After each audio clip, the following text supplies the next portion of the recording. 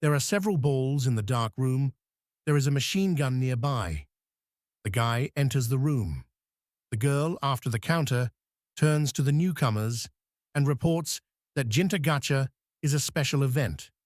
This time, she said, everything will not be the way as usual. Ginta says it's interesting and assures that he will do everything quickly.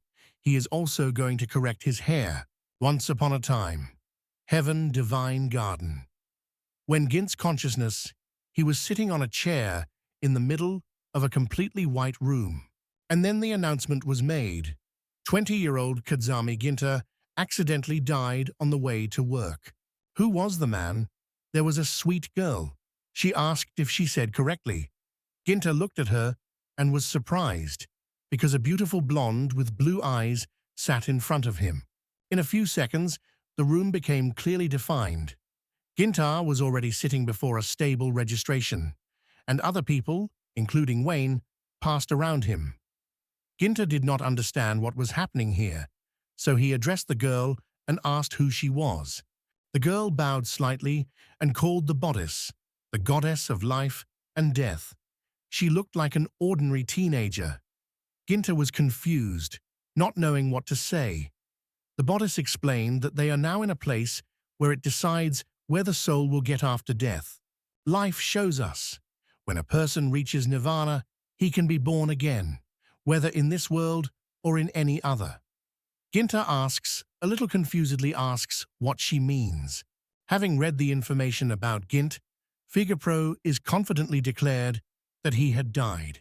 Suddenly, Gint gets out of his chair and begins to shout in his whole voice, which is very scared of everyone around. Life is in surprise to ask why he rejoices and whether the brain really damaged when he was on the verge of death. Ginta, with a smile, replies that now he does not have to go to work all the time. Ginta radiates genuine joy. He gladly says that now he cannot go to work at all, and in his opinion, it's just great. Other people look at them in surprise, and the girl asks him not to scream because everyone looks at them, and it begins to embarrass it. The girl looks at him and thinks that probably his life was very difficult. She sighs and then adds that, no matter how he was, he decided that he would get to paradise. Ginta asks again, surprised to hear. Ginta reaffirms again that he is going to go to nirvana. Lafa agrees with that. Here, the guy states that he wants to be reborn in another world. Lafa recalls that he has already said that it was possible. Now he is confused. Why Ginti is another world, and what does he plan to do there? Ginta suddenly approaches the girl and is very scared of her. He confidently says that he has only one thing he can strive for. He wants to conquer the hearts of many girls and become a real hero. This idea is not at all to the taste of the junta, and it looks at it with condemnation and annoyance. The guy begins to justify himself, hearing her gaze, and it is awkward that, of course, he wants to do more than just it. Ginta confesses that she seeks status, glory, and money. He talks about the things he had never been achieved, but he always wanted to try. With great passion, Ginta declares that he wants to get all this, and life in response is just laughing. And in a moment, she laughs loudly, without holding back joy. She laughs, holding his stomach, and says that he will not work. Ginta feels embarrassed and confesses he read a lot of books and thought that if he finds himself in another world, he could get something. Wiping tears, she assures that it is not. She means that no one even knows who can turn Gint. Life says that an ordinary person such as Ginta can be born again with a small handkerchief or a piece of cloth. Ginta was stunned. He did not expect it at all. Life continues to say that she is unknown that he read there, but he should forget about his dreams and go to paradise. From this conversation, Gint begins to be angry. Life turns away and says that he does not have time to spend on dreamers. At that moment, Gint jumps on her from above. Ginta asks her not to make fun of the dreams of this man. Life looks like a movie that is shown on the screen. All other viewers rotate to look at them. The girl asks him to stop, repeating it several times. She asks what he does, and Jun takes her hand and asks to help send him to another world. Life replies that this is not possible. Gentile tries to persuade her and says that if she does not listen, he will not let her go. Life tries to escape from him, but he cannot, and asks him to stop because he has a reason to refuse him. She explains to us that if he or she sends someone to another world by accident or at his own will, it can lead to serious trouble. Ginta says he is indifferent and tries to grab a girl. Now he acts decisively, as if it is important for him to survive. The girl tries to escape from his hands. Ginta notes on the table some buttons and asks whether it is an option to choose a path. He asks Life to send him to another world faster, but Life says he can't do it. Then Jint takes her hand and says that in this case, it will help her. Raising her hand, he notices something strange and stunned that it is impossible. A girl named Life is embarrassed and asks what happened. Jint holds her hands and says she is very similar to a teenager. Life seems confused, and it causes her pain. Ginta is annoyed with his tongue, but never says where you can find a goddess with good appearance. He loudly asks where she is hiding and calls her to go out. Corsage in the hands of Ginta turns red and slightly hanging down. Ginta looks around, looking for another goddess. Not paying attention to the girl, Ginta says he needs to find the goddess. Hearing this, she begins to crumble and deny his words.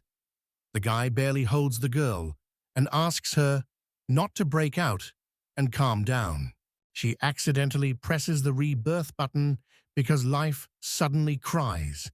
Noticing this, Ginta and Life are dying and not understanding what is happening. In a few seconds, the room is filled with bright light, and under their feet, a magical circle appears. This circle is glowing more. After that, a table with the inscription Gene appears. The mechanisms around begin to move and rotate. Genie smiles with joy, and Life cannot believe her eyes and is covered with panic. There is an inscription that they are born in another world. The magical circle doubles and wraps Gint and the bodice. They are lifted into the air, and the room is filled with bright light. The main characters are suddenly transferred to a completely different, unfamiliar world for them. And so Ginta is born again in another world. The day was clear. Somewhere in the sky, the light suddenly flashed, and the bright ray hit the earth. At the place where the beam came, a cloud of steam rose. Ginta, who was lying in the pit, muttered dissatisfied that this is not the most pleasant way to rebirth. Suddenly, something flies over the boy, and a shadow of a great creature falls on him. Looking at, he sees a giant dragon, and it is very surprising. Ginta finds himself in a magical world where dragons fly over his head. Looking around, he happily says that he finally found himself in another world. Looking at himself, Jint thinks he does not feel that he was born again. Perhaps it is a rebirth. Ginta feels as if he was sitting on something. It turns out that he landed directly on Goblin. Ginta looks at the status of this Goblin. Seeing this, Jint quickly jumped out of him. He says he seems to be no longer alive. He seems to have killed him when Goblin fell on him. A stone falls out of Goblin, and Ginta notices it. Having picked up this stone, Ginta looks at him carefully from all sides and notices that he is silver. He decides to leave him and puts it in his pocket. Suddenly, a status window appears before Ginta. He decides to see what the window shows. Remembering his life, he thinks that if she were there, he could ask her about it. Carefully studying the window with the status. Shinto says that even if you just look at him, his luck figure looks strange. Suddenly, Jint hears a cry and looks around from where he erupts. He sees that Bodhisattva falls. The girl falls right on Gint, and several stones fly away from the blow in different directions. Life is gradually recovering after falling, and she realizes that that is why she was here. When she comes to her senses, she realizes that she fell right on Gint. Ginta appeals to the goddess of life and death. He says she came because she was worried about him. Life is angry and denies that this is not the case. She was here because she was also moved with what happened to him. Ginta only listens to a smile with this conversation. It has passed for a while, and Ginta realizes that she fails to go back. The elevator looks at his own hands and says that for unknown reasons, he cannot contact the celestial world.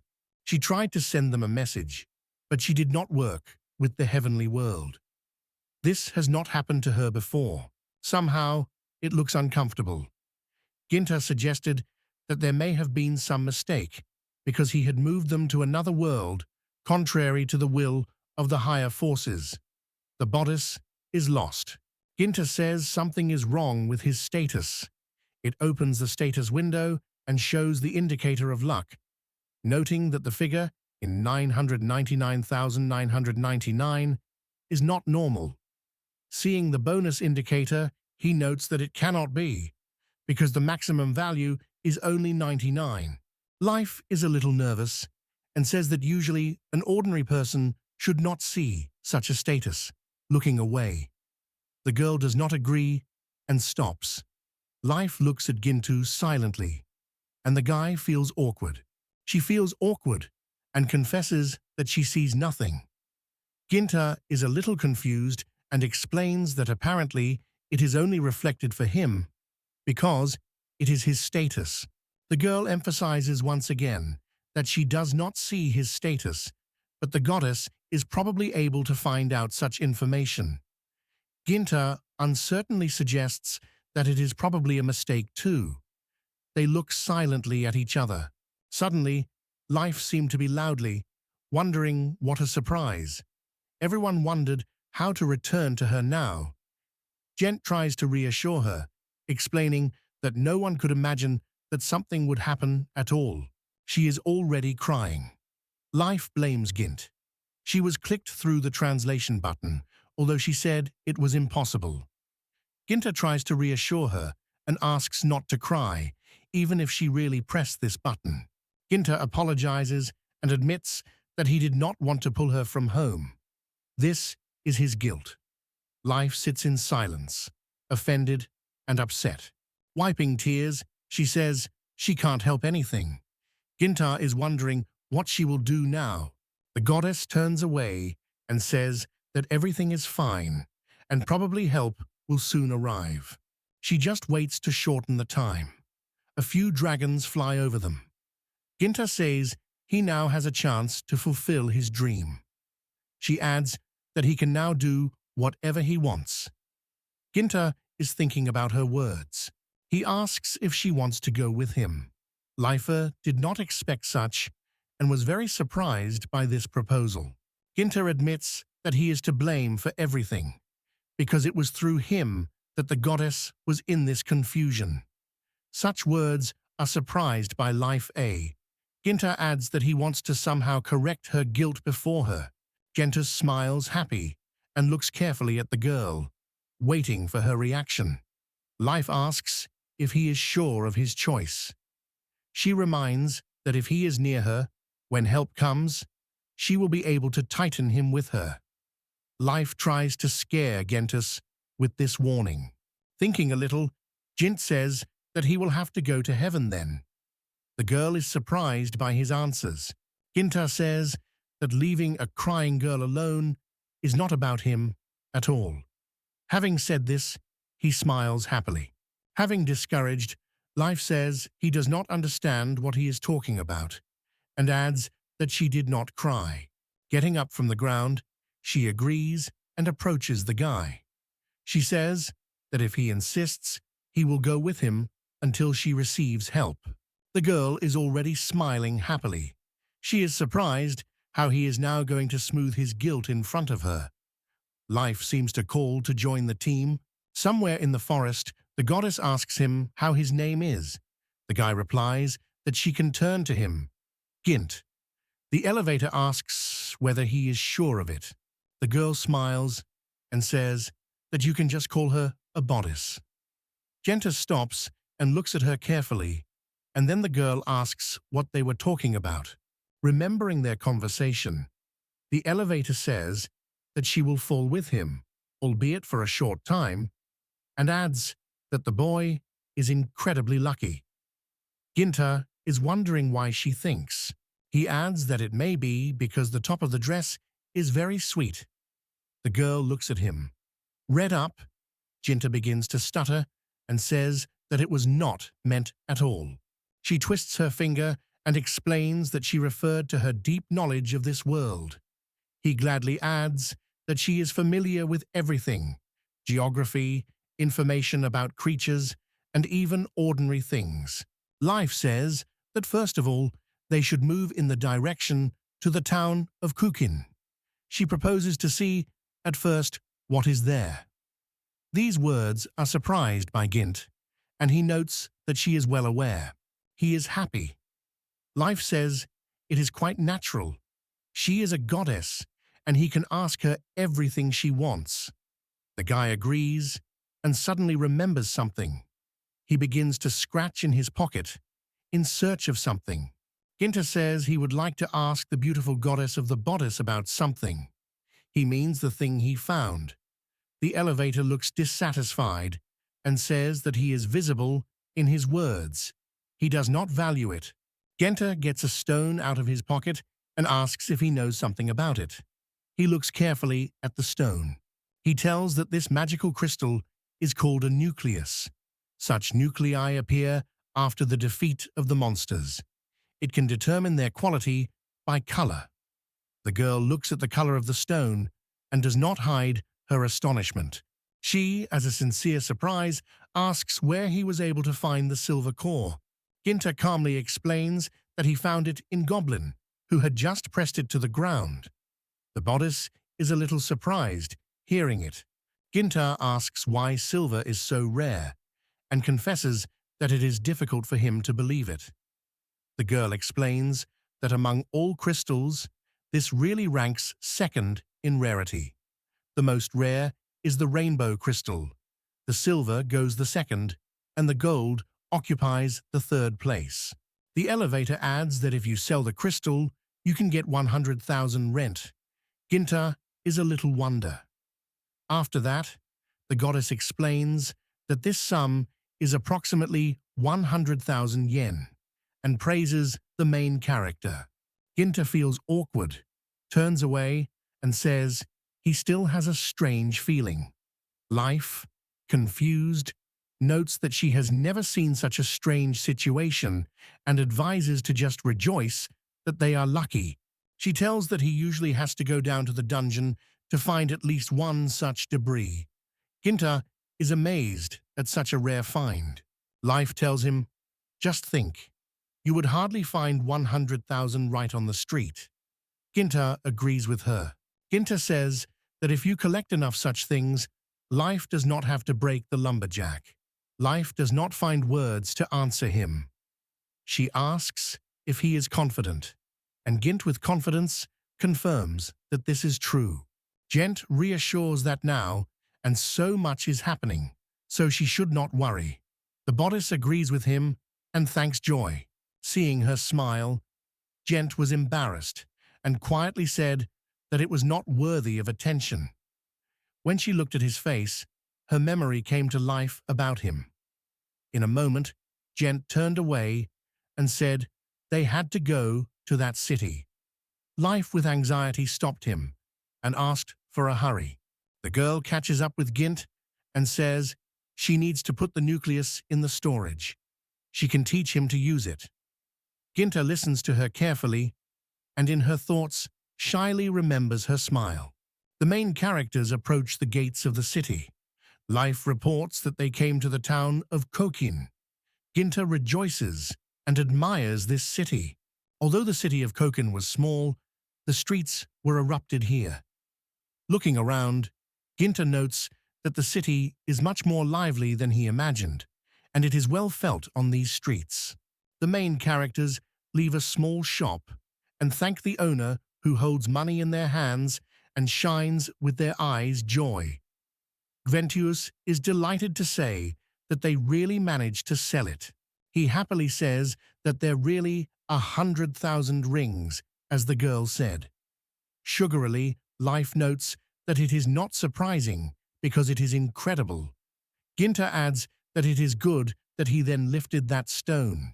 Now Life is interested. And what would happen if Ginta found something that cannot be sold? Ginta without hesitation replies that he would probably pick only her underwear. Calmly, without changing the tone, he says they need to find a place where you can spend the night. Lafa asks, dissatisfied, what he just said. Ginta again repeats that you need to find shelter at night. But Lafa did not ask that. Life seems to slow down. The characters hear someone asks to stop. A couple quarrels near them. A woman begs a man to stop because these are their last money. The man insists that he will try again and will definitely win. Ginta looks at them and asks what it is. The girl, this time slower, explains. It is a host. Gintu was interested in it, so he clarifies what it is. The bodice explains that it is something like a gambling. She tells that it is a machine gun with a core. Depending on the color of the core, valuable prizes can fall out, but no one knows who is lucky. Listening to her, Jin says that everything depends here on luck. The girl nods and adds that this is the essence of Gacha. She continues and says that there are many gorgeous things among the prizes. Ginta is very pleased, but Life notes that most of them are ordinary junk. After these words, Gint is a little upset. He asks that you can get here.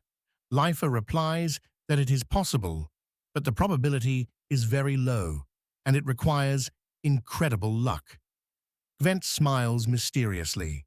He says that if you are lucky, you will be able to get something. They come to Gacha's point. The bodice, catching up with him, asks if he is really confident in that. Ginta replies that she just wants to try. When Jint comes to the counter, he notices that one attempt is worth 1,000 rent. Life tries to stop it, warning it is not necessary to do it, because so you can win only some junk. In addition, the hook is very dangerous. The capture can completely absorb a person. Ginta calmly says that everything is fine and asks him to believe him. Seeing how he reacts, the girl asks why he is so calm. Ginta tries to explain everything, saying that the goddess is next to him. Life feels embarrassed because of this, and people nearby begin to whisper together. Meanwhile, Jint gets to the counter and turns to the seller. He says he wants to try it at least once. The girl at the counter explains that if he pays 10,000 rins, he will be able to try 11 times. One attempt will receive as a gift. An unfamiliar man approaches and says he would agree to a snowstorm from Ginta. Other men joke that he will have many attempts this time, and Life quietly pulls Ginta on his sleeve and silently begs him to disagree. Thinking a little, Ginta refuses and says he wants to try it only once. The girl says she understood everything. A stranger only slightly shrugs, and Ginta, meanwhile, thinks if he is so happy, as they said earlier, Ginta really had a chance. He extends his hand, scrolls gash, and a ball falls out of the machine. Thanks to his position, he will be able to do it, and he will succeed. Gentile opens a balloon, and it flashes brightly. Everyone who was around is surprised by this, even the one who always stays away. The seller happily announces the victory. This is a special prize. The color confetti circles around. Ginta gets a rainbow crystal and rejoices. Everyone around him is amazed. This seems incredible. Seeing this, the heroine realizes that it is a mother-of-pearl nucleus, the most rare of all. She is surprised to ask if it's really true. People around are also amazed and begin to be interested in who this guy is. Ginta says happily what he told the truth about his status. The seller welcomes Gint and says that this prize is a gift from this playground. A special prize was the sword of Leshibitins. The chain with the sword fell. The Leshibitin's sword was in the hands of the main characters. They were very happy. And somewhere in the bar, people whisper that the main characters were able to win this game. Hearing this, the man was surprised and confessed that he sought it for many years. His interlocutor agreed and remembered that he had once heard. This sword was straightened with the giant as if the cake was cut. In the same, Ginta heard how other men talk about it. Life notices that they have already decided everything for themselves in this city. The guy agrees with that. At the same time, Ginta reads a sword description. Noticing this, the girl says that the sword really looks cool. He asks what the USSR is. The guy reads a description and says that it is an Ultra Rupa, a rare object. That is, it is the most rare type of things. This sword is the most rare. Hearing this, the girl replies that this sword can be sold for hundreds of millions. The guy is so surprised that he cannot believe heard and states that it is just a futile business to sell this sword. Life asks in surprise whether he really is about to do it. The girl continues to say that this sword belonged to the previous hero who defeated the king of demon. But since then, no one could take advantage of this sword, and he began to be transported from one place in the world to another. Therefore, Life believes that Ginta will not be able to take advantage of it. However, Ginta is upset and says that he does not even try to find out. Ginta eats the last piece of meat. He says he thought what to do with him if he could not use it after the check. Sorry, Life says that robbers can attack them, so it is best to sell the sword. Unless, of course, the gentleman has no other ideas, a lord. They are approached by the waitress and thanks for the patience. She says their dessert, icy panel, is ready. When Life sees dessert, she is overwhelmed by joy, and Ginta asks if she likes. Life nods happily in response. Already at the night at the hotel, Life lies on the bed and says she has finally ate. Suddenly, Ginta notices something. Lying on the bed, she says she has been in the heavenly world for too long. She will have to stay here a little. It turns to the other side. Life is interested in what he intends to do next and asks whether he goes through adventure. Thinking a little, he says that the path of adventure is the fastest way to climb and get a higher rank.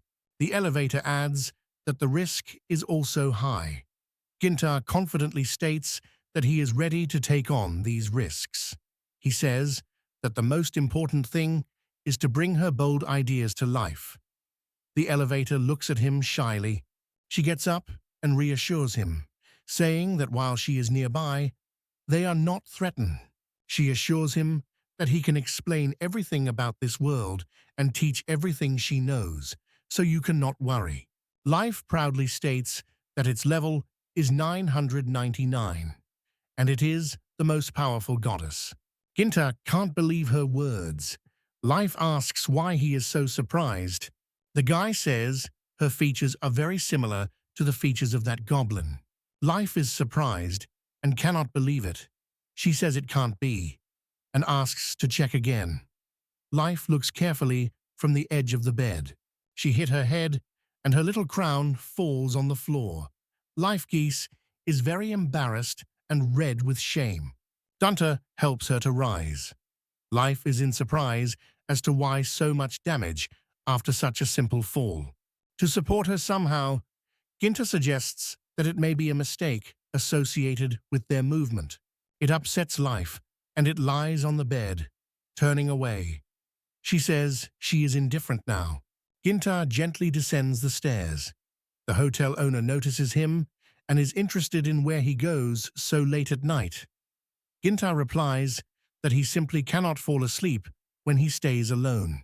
It is difficult for him to stay calm when a little girl sleeps opposite. He tells the owner of the hotel that he will walk a little and will soon return. After that, he goes outside. He decided that the next would try to use Lehevitan. Ginta wants to look at the sword quickly. When he approaches the gate, he notices that the guards sleep firmly. It is only for him. He passes quietly by them. Having passed a little further from the city, he encounters the lawn and decides that it is here that he should stop. It opens a storage facility for things. The man gets the sword from there and mentally notes that this storage is really comfortable. He takes his sword, pulls it out of the vagina, and proudly lifts it up.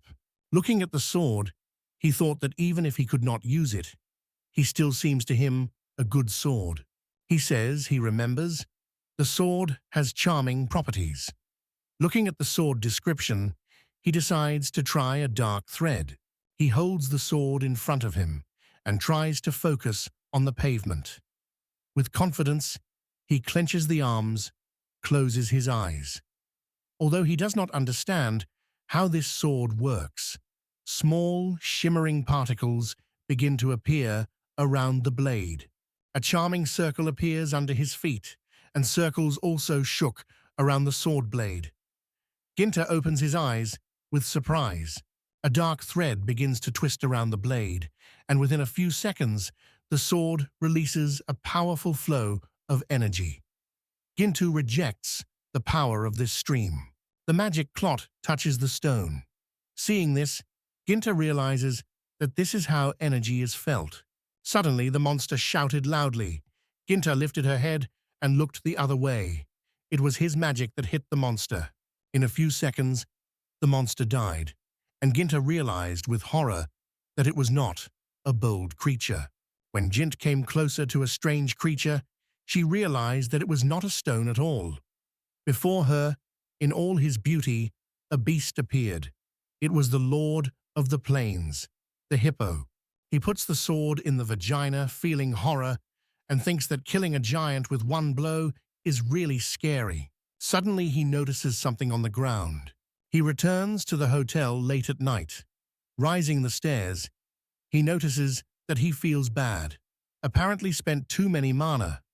Opening the door to his number, he hopes that he will finally get sleeping today.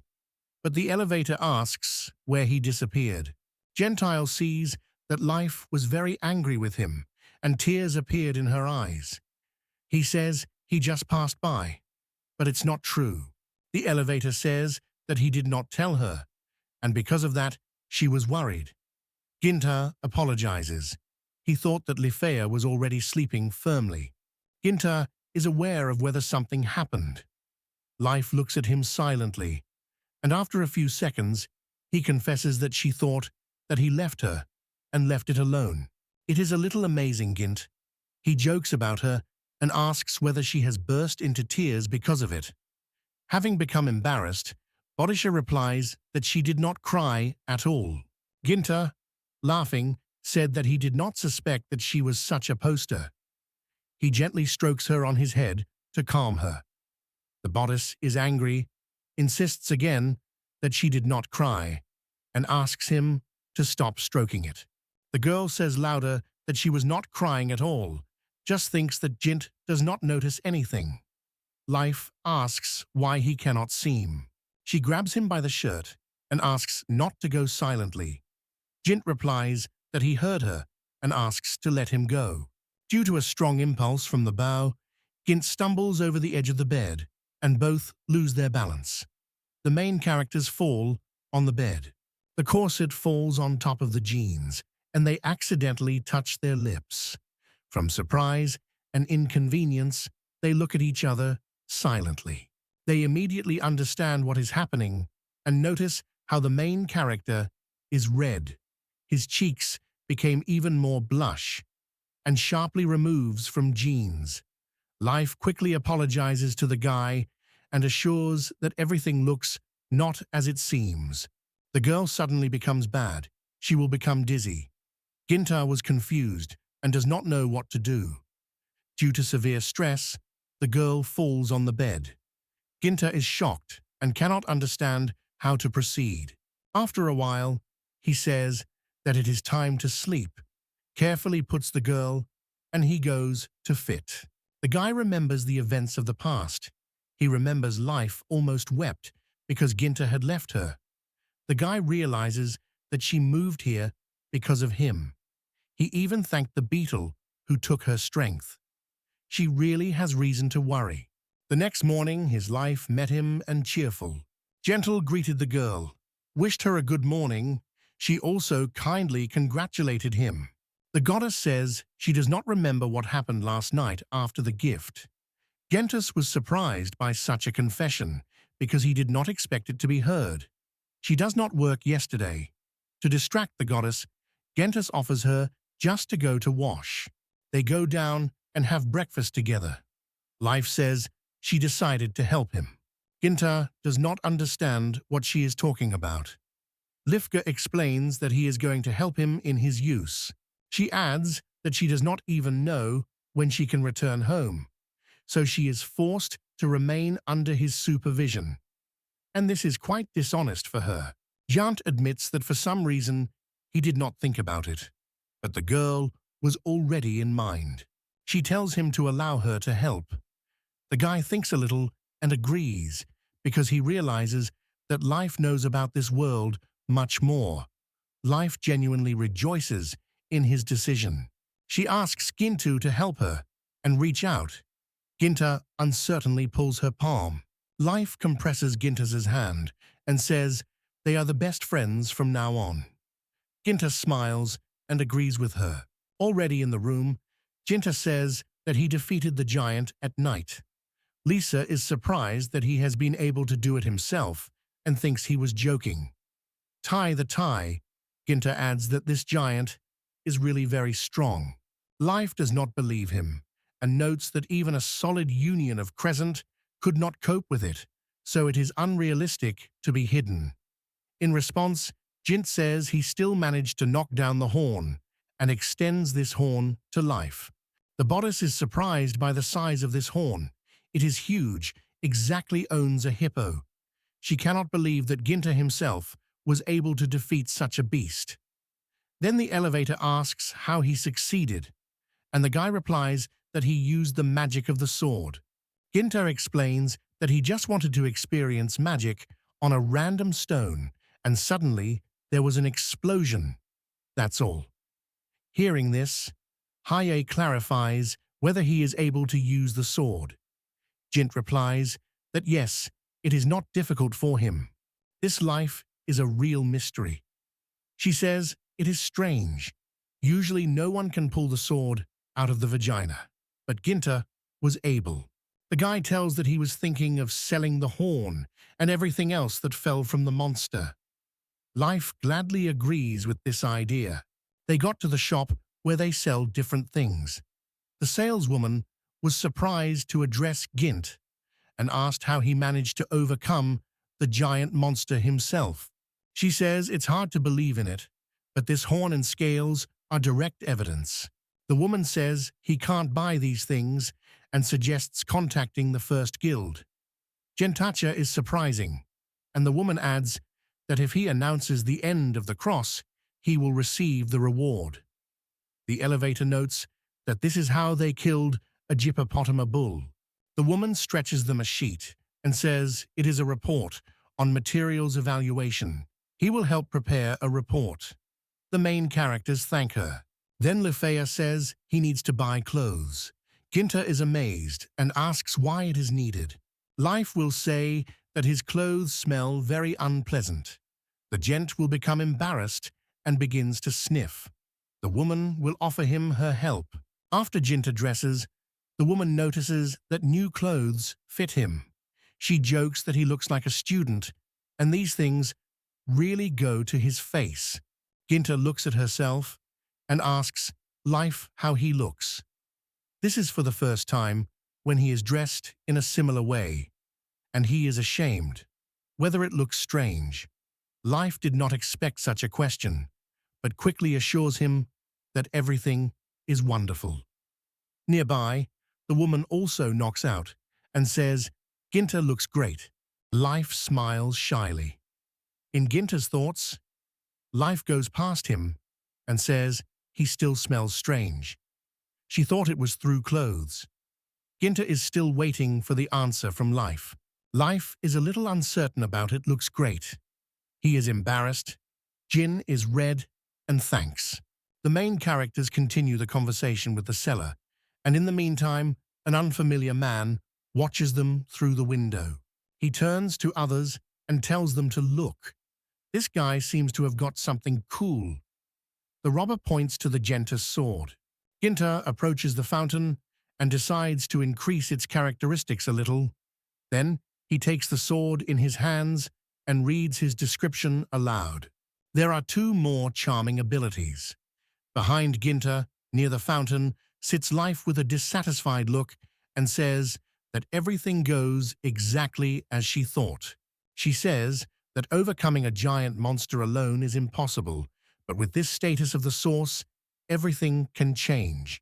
She takes the sword, and Ginta draws attention to his characteristics. Both are surprised. Seeing this, Ginta says it is very similar to what he once got. The elevator replies that if Jint takes this sword, his strength will increase significantly. The elevator is surprised. She thinks that the reason for this is incredible luck. The bodice is upset and says that ordinary luck will not affect such a powerful weapon. Only exceeded the border of luck can change something. Ginta asks in surprise that she meant. Life confidently replies that this is again some mistake. Ginta, as if receiving pleasure, confesses that he still does not understand anything. Then Life returns his sword and says she was just not lucky. The goddess asks what they will do next. Ginta looks at her with surprise. The girl says she would really like to visit one place. The main characters return to Gacha's point again. The girl smiles at them in a rack and greets them. Ginta looks a little frustrated and says it's the best place. Lafa enthusiastically replies that everything is wonderful and she also wants to try something new here. Then Jin asks the girl if there is something she liked. Lafa happily says so, this is. Lifa happily shows something and with delight says that here it is. Ginta asks if it's a house near the lake. Lefea cheerfully confirms that yes, and adds that this house is very good. Lifa says they can't live in a hotel. Ginta notes that it is a real treasure that he does not get so easily. Lifa insists that they do not know until they try. She looks at Gintu with a request and whispers, "Come on, at least once." Ginta eventually agrees and says he will go this time. She gets a bill, and it pleases her even more.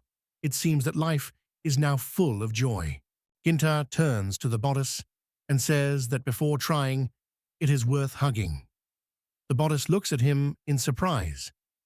Ginta explains that he wants to help with luck. The bodice replies in a confusion that he does not want because he suspects that Ginta means something else.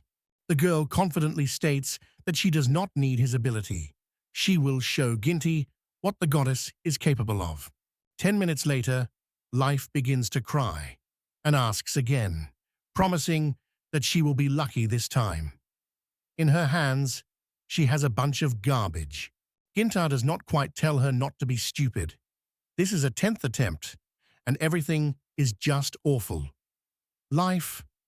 Maya wanted to say something, but Ginta only points out that it is all in vain.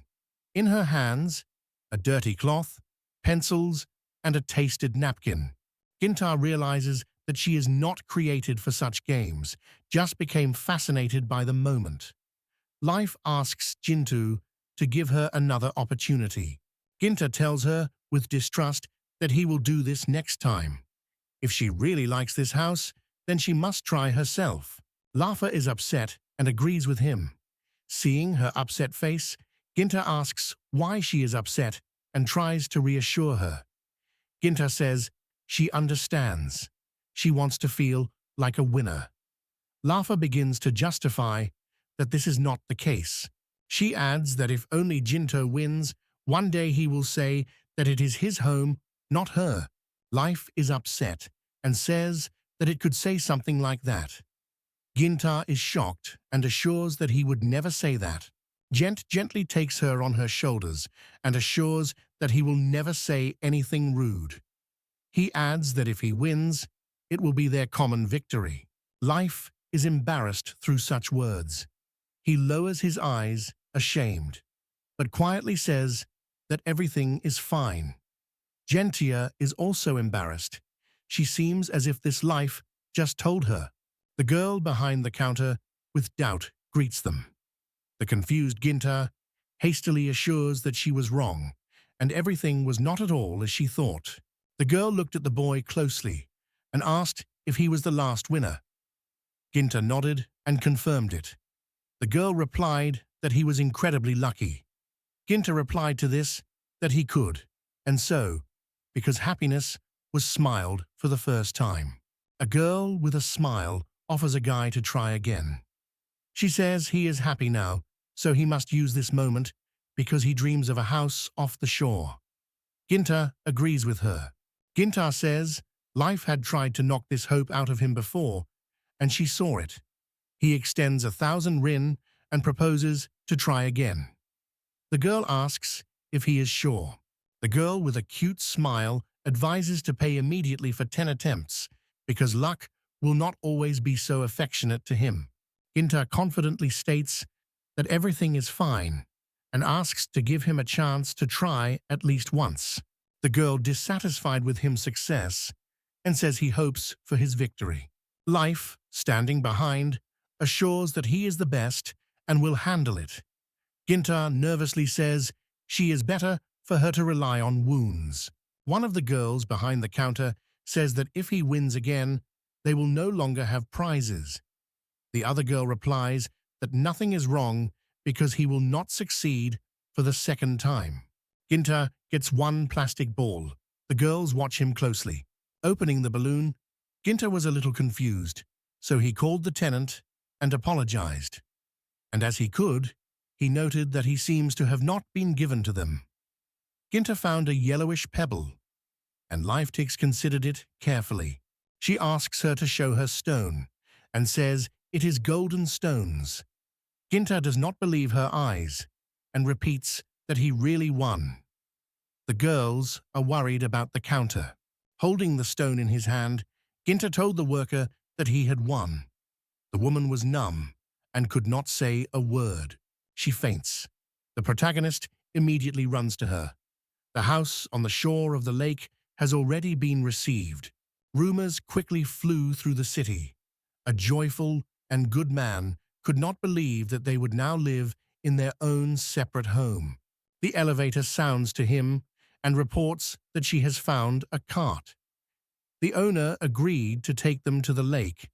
The owner himself comes closer and smiles, waving his gunner with his hand.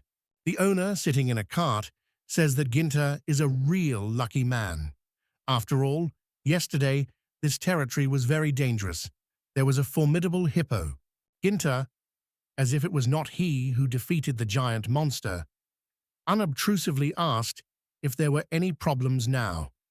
The owner replied that everything was calm, and probably by some mysterious hero managed to overcome the monster under the cover of the night. Ginta looks in surprise. Turning to the bodice, he asks if she heard that the owner said, but the bodice feels bad. The guy asked excitedly if everything is fine with her. Life confesses that it feels bad. With tears in her eyes, she again says that she is bad and complains that the cart is shaking very much. Ginta reports that they have not been on the road for a long time. Suddenly the horse was frightened and the strokes got up. The cart began to swing, and its owner was very confused and looks frightened. Gint is worried and asks what happened, but the driver is just stuttering and cannot explain anything. The trolley on all sides surrounded the bandits and demand that Dunta came out. Ginta, a little worried, goes out and asks the bandits that happened. One of the bandits with light hair takes a step forward. He says they learned about his victory in the lottery on a house near the lake and want to celebrate it. Ginta looks at them in response to them, thinking that these guys are really like real robbers. The bandit demands that the gift be given the keys to the house, while warning if he tries something to be treated, he will become a fish feed in this lake. He demands to give him the legendary sword of the hero. Gentile looks at them calmly and says that they learned about him. After that, he takes his sword in his hands. The Brutal Bandage says not only knows about the sword, but also put an eye on him. He adds that this sword can be profitable to sell. He will give a lot of money on the market. Gentia is a little strained. One of the bandits pulls the elevator by the hand and calls its leader. The blonde bandit rotates to him. The bandit shows the leader of the corset and pays attention to the girl. She says she's beautiful as a doll. The leader smiles strangely and looks happy with Leafet. He says she is really good, and with her, you can have a great time. The leader gently touches Life face. The main bandit grabs a lifetime for her chin and tells her not to frown, although she does not listen. He likes women with character. Genta thought it would be better if he did not approach his face so close. After the trip, she clearly told him about it. The bodice entails another bandit, and she asks not to shake it so much. The main bandit returns to Ginta and states that he has already decided everything. Now his plans have changed. He wants to pick up everything. Ginta is stunningly asking, even the house is taken away. The robber smiles and says he needs a place. Here, no one will interfere with him. This is the perfect place for him. He says that he is not worried. They just have a little fun with his girlfriend. Ginta looks at him silently. Ginta steps forward and says that if necessary, he will be very serious. The band laughs and advises him not to disgrace. But Ginta, with a smile and confidence, replies that it would be better to give up in his place. The bandit is dissatisfied with it and says that it means his death.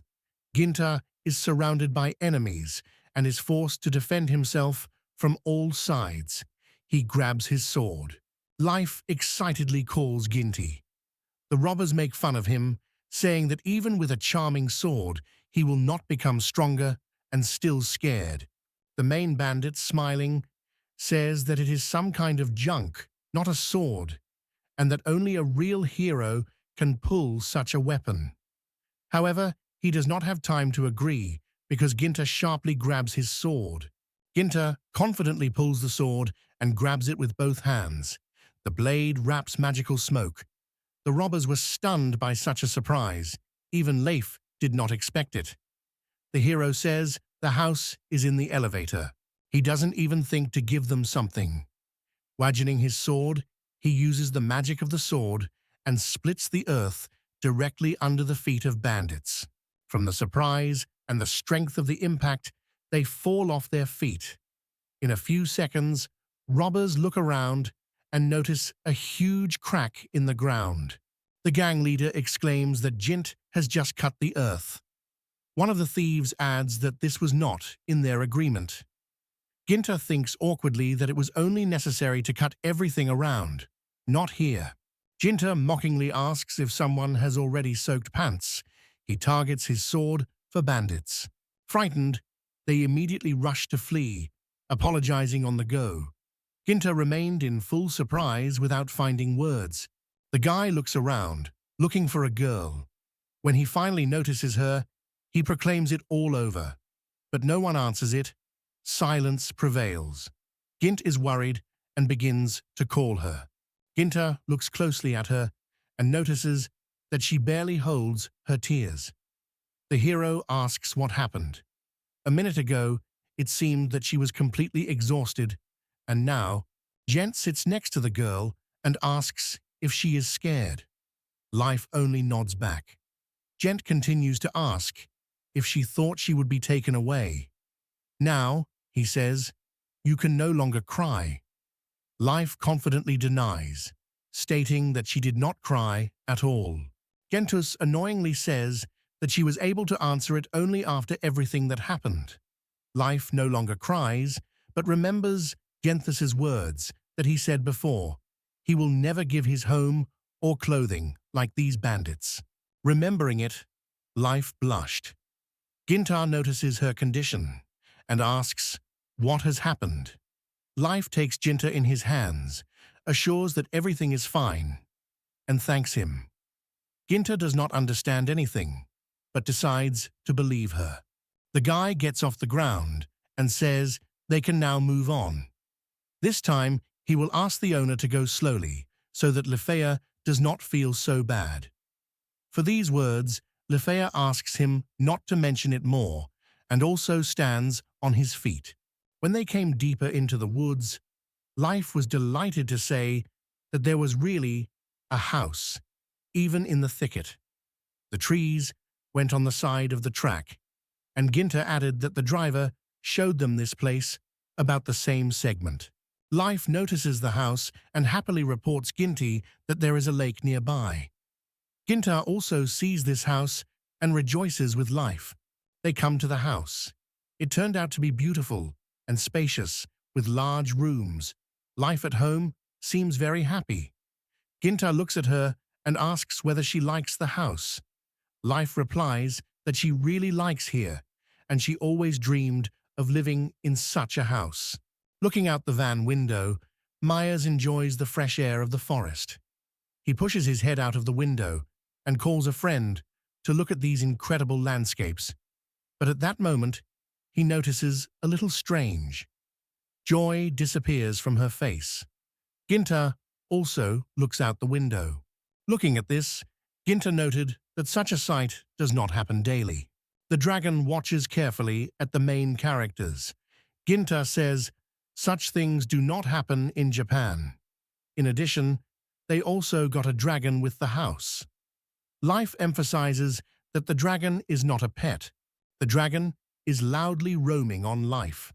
From fear, she falls to the ground and with tears in her eyes asks Jint to do something faster. Ginta agrees, dissatisfied. He said the idea of jumping over the window sounds good, but in practice, it is all. The dragon is still quite small, but already reached 16 levels. Ginta has a little more strength, so the guy believes that he can oppose something to this creation. Life is curious about what level this guy is. Ginta replies that he has the 18th level. Life responds in surprise to such an answer. Everyone remembers Ginta defeated the hippo and reached the 18th level the day after the degeneration. Ginta pulls out his vaginal sword. He says he does not seek power, but if he does nothing, he will probably absorb everyone. The dragon looks carefully at the sword's magic. Ginta seriously states that he will not spare him if he does so, but he does not have time to agree, because the dragon obediently bows his head. Ginta did not expect it and is in surprise. The dragon obediently lies on the ground and makes different sounds.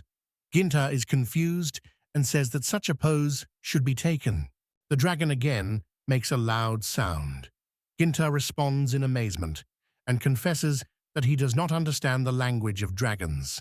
Ginta looks into the eyes of the dragon and does not see the enmity. The guy can't understand what that means.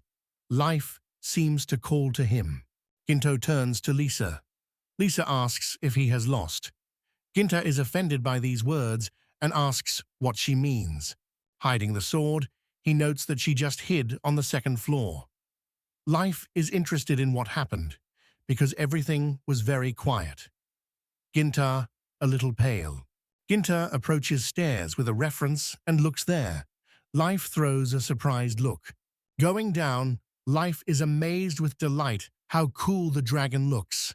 Having looked at the dragon carefully, the elevator explains that it is so he lies when he swears on his master. Ginta looks at her with surprise. The bodice adds that now the dragon has completely pressed the ground. She asks how it happened. Ginta is upset and replies that he does not understand how everything turned out. Life suggests that he may have confused him with his mother, seeing the boy's abilities. The fire was very similar to the one used by the dragon. Ginta says uncertainly that he does not think so. It sounds somehow stupid. Gint sat down and thoughtfully said, "If you think about what makes a baby dragon's baby here." The little dragon stamped and quietly made a sound. Everyone froze in silence for a moment, feeling something unusual. He asks what to do with this dragon. Life notes that he seems safe. Ginta agrees with her, and Life gladly adds that the dragon looks very sweet. Jinka also agrees, gently stretching. The goddess jokingly asks what next. She really wanted to leave her next to her. Ginta is uncertainly says that it may work out over time and suggests taking it in his family. Life, full of joy, asks whether it really allows. The girl runs to the dragon and hugs him. She says if he wants it, then it comes to her. Life turns to the dragon with the words, "I am dating," but the dragon repels it. Ginta says that you must first arrange the house and then go on the road. The dragon is happy. This is how Ginta's great adventure begins. Early in the morning, Gint looks at the other side of the bed. There he sleeps quietly, and Ginta, with a confused face, asks himself why he found himself with Life in one bed. Ginta is trying to remember yesterday. He recalls how they swept the whole house with the dragon and then explored the surrounding forest. The night came. Ginta from Lafus go to the room and both feel awkward. Ginta is dissatisfied that there is only one bed in the room. The Lafsi is also clamped with him. There is one double bed in the room. Ginta turns away and says that he will then be a sofa in the living room, and Life will get the bedroom. Life tries to stop it. She says a little shyly that the bed is large enough, so they both will fit. Gent is very surprised and cannot believe that they will have to sleep together on one bed. The bodice is very shy and lowers the eyes. Ginta mentally wonder if they will really sleep in one bed, and it turns into his head. Lifa says Ginta will have to answer his actions. Ginta silently watches Life and does not find words to say something to her. Before going to bed, Gint still calls Life, but in fact, lying on the bed, Gint feels unhappy. It seems to him that the girl fell asleep almost immediately. On the other side of the bed, Life sleeps deep sleep. After a while, Gint slowly sinks into the darkness of sleep. Tears appear in his eyes before falling asleep. The next day, Gint sat on the bed and muttered his nose, which Lafa play with his sincere feelings. Near lady, she slept peacefully, but suddenly in response to his words, it was quietly sounded. Lifa slowly wakes up and opening his eyes, begins to rub them. Ginta notices she is no longer sleeping. After a short wait for Lifa, he complains that she is hungry terribly. Ginta looks at her silently. After a while, Ginta brings some fruit. Seeing this, Life rejoices and says that he lies on the floor and is also interested in where he found them. The girl asks if you can try them. Gint replies that of course you can eat and explains that they found them yesterday in the forest. Gentus gladly noted that he probably considers them delicious, so he took a few pieces himself. Life looked at the guy with a question in his eyes. He asked who the Hitchans were. Ginta explained that the Hitchan is a small dragon. Since it belongs to the fiery dragons, he decided to call her Hitchans, because Hai means fire. During breakfast, Life says that the name is terrible. Ginta does not pay attention to her and asks what plans they have for today. He would like to go back to the city of Koken for a while. Lafa asks whether he wants to try his happiness in Gacha because she is no longer eager to get there. Ginta strictly replies that the matter is not at all. Ginta explains that through all these events with the house, they completely forgot that they had to prepare a report. Life, as if not understanding, asks what report is discussed and recalls that this is a report on the murder of a hippo. The girl says that in this case, they need to go to the guild. Ginta agrees and says that she is quite right. Going out of the house, Life says they need to move as soon as possible. Last time, they went to karate, but this time, the city will have to go for almost a south. When Gint hears about such a long road, she is clearly not delighted, and the dragon, noticing Gint, is satisfied with Murkochi. The conductor turns his head to the Hitchans and looks at her in a question. In response, the Hitchans indicate his tail behind his back. Ginta asks what he means when he says he can lead them. Let Chen gently confirm, murmuring back. Ginta with Lifa rejoice in this. They get on the back of the dragon, and Ginta is passionate about it, is great. They will get to the city very quickly on the dragon. The guy gives the hand Leify to help her climb. Lifa thanks dragon. Ginta happily announces that they fly to Koken, sitting on a dragon. 11-chan is satisfied with Murkochi nearby. However, Ginta notes that they have never risen into the air and asks in surprise why he cannot fly. The Chichan just runs quickly. Life notes that one way or another they significantly shorten the time on the road. Life explains that let the Chan still be very young, and when he grows up a little, he will be able to learn to fly. Ginta listens to her carefully, says that he understood everything, and hopes that over time they will see how the Chan will climb into the sky. Gent asks if all is well with her because she is very pale. The girl is embarrassed and says that everything is fine with her. Just out of her back, just got out. That's all. Gent is worried, so she asks her to suffer a little. They almost got to the gate. There are 2 guards at the gate. Hearing the noise, they rotate. Gent approaches and says they want to get to the city. The guards look back and notice the dragon that is very scared. They look down and see Gintu, who asks if they can go into the city for a while. The security guard, trembling with fear, squeezes and says that they cannot be here. Looking at Juin, Ginta notes that they may not be able to enter it. The dragon looks sympathetically at this guy. Ginta apologizes and asks her to wait a little here. The guards are surprised to watch the dragon understand Gint. He asks her to behave well and again until they come back and gives her a sign. Hitchan in response is satisfied. The guards are surprised to ask how he manages to control a dragon. Gentus replies calmly that it is not really true. She listens to almost everything he tells her. However, the guard misunderstood the situation and stated that the dragon that follows human orders could not behave as it is. The guard looks at the dragon with suspicion and asks whether she understands human language at all. Its size shows that the dragon is still quite small. The Chichan looks at the guard with dissatisfaction. The guard tells her she looks not very smart. Hearing this, the Heichan is offended and knocks it with a helmet. The guard screams from surprise, and it becomes clear. The words were touched by Heichans. Already in the city of the bodice explains that the dragons belong to the monsters of Class A, so they are considered true enemies of humanity. Ginta finally understands why the guards were so amazed. Lifa says that they brought one of these dragons just under their door.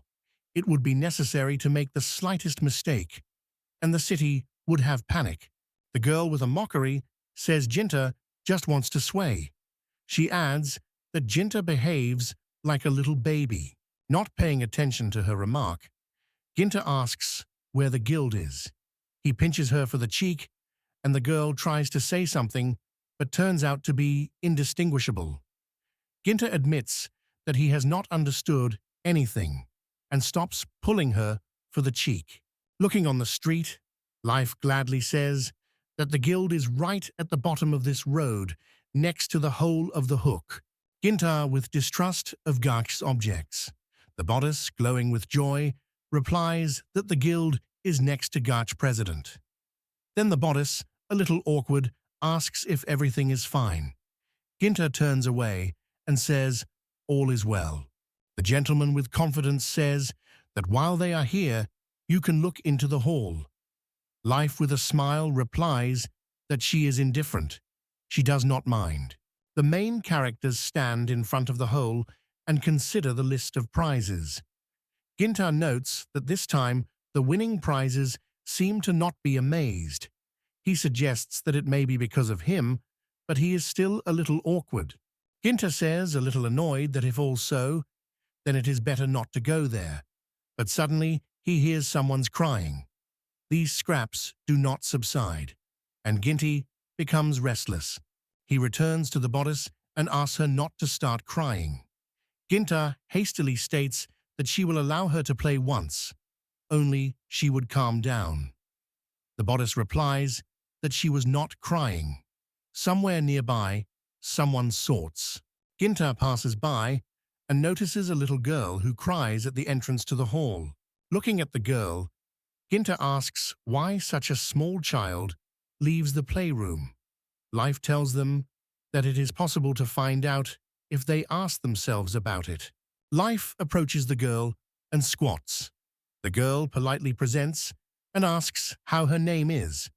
The little one calms down a little and replies quietly that her name is Arul. Life asks her why she cries. Arul answers nothing. Her tears testify there is one award she wants to get, whatever happens, but she cannot win. She only demonstrates a bunch of junk. Life also begins to cry and hug others. She says that all her honest money was gone in vain. It is not easy for her. Ginta is watching it from the outside and feels inconvenience. Ginta comes closer and asks which Arul prize wants to get so much. Arul wipes tears, looks at the guy, and, a little calming down, points to the desired reward. Ginta notices his favorite bow and gets confused for a moment. Ginta looked at Arul and asked if it was a gift for someone. Life replied that not. It was not a gift. The girl explained that this bow belonged to her father. Life is a little ashamed. She wondered if Arul came here with her father. Indeed, the records say her father killed a hippo. This was very surprised by the main characters. After a short pause, Ginchint notes that it is reminiscent of a memory of the past. He believes that it happened long before he got into this world. He learned that Irelai's father fought with Beckmanot with this bow and lost. Subsequently, the broken bow found a regular passerby. He went from hand to hand many times until, after all, he was in this hall. Air sincerely wept and said that she had been looking for him for so long, and here she finally found. Life reassured her, asked not to worry. Air looked at him with misunderstanding. Life says that Gent's older brother promised to get this bow for her, the same size as the first. She can't believe what she heard. But Gent replies that it is not necessary to give people hope if he is not sure of his victory. But Arul with irony says that in fact Gint wants to say that he will not be able to win. Lafa and Arul look at the guy with pleading in his eyes. Seeing their views, Ginta cannot refuse them and says it could be assumed that it was once. Ginta enters the hall after Lifea and Arul. They are welcomed by the employee of the hall and says that he is here too. Gint replies that he came on the main prize. Following Ginta comes in an elevator. She confidently goes forward and states loudly that the golden cell is the most valuable and rare. Behind her is a mighty Yuchi bar. This is her revenge for yesterday. Ginta did not even hope for such, and now silently watches what is happening in his life. He believes that fate really decided to do so with him. It has passed for a while, and life began to seem cheerful. Everything she managed to win is only an old mug, a wet cloth for dishes, and 6 times in a row, dandelion seeds. Ginta is surprised that a person in general manages to collect so much dandelion. Life with an insult says that this hook is accurately broken. Ginta asks her not to make strange accusations. Gents claims that everything is fine, and this time he will try himself. But life strongly denies and states loudly that another capsule has remained. It opens it, and from there, a stone falls. With tears in his eyes, he says, "She won 2,000 rings for lunch." This is her first real win. She happily holds money in her hands. She suddenly rushes to embrace Jint and says she has been able to succeed. Arul is amazed and admires that Bodice is simply incredible. Ginta is embarrassed. He does not like such attention, and he says that this is not what they need to get. Ginta asks Ertula not to be exposed to her emotions. Lifer gladly says they will go delicious now. Ginta is amazed. Lifia, along with the steering wheel. Ginta indignantly points out that he was left alone. But Ericula asks Gento not to give up and do everything possible. Namely, life seems to whisper Genetto, "Hold on, everything will be fine." The guy smiles and assures that everything takes on himself. Lifa and Aruli are quietly leaving the hall. After they go, Ginto thinks of what to do next. He looks at Gacha's machine gun and decides that he will try to win and catch up with them. The employee is gently inviting him to go inside. Gintas notices Gacha's machine gun and mentally notes that this machine gun is really huge. Ginta is aware that I would like to play on a regular slot machine. The girl replies that this is a regular game machine, but Ginta notices that this is clearly larger than that stands. The girls exchanged their views and agreed. Ginta explained in confusion that it was a machine gun. He added a little distrustful that this item is most likely just a junk. Then Ginta asked if this thing was legal at all. The employee explains that this is a new special event that had to be introduced because some clients tried to fraudulent. Ginta asks what they are talking about. The employee whispers quietly that he will give up right now and go home. The partner confesses that she feels a little sense of guilt.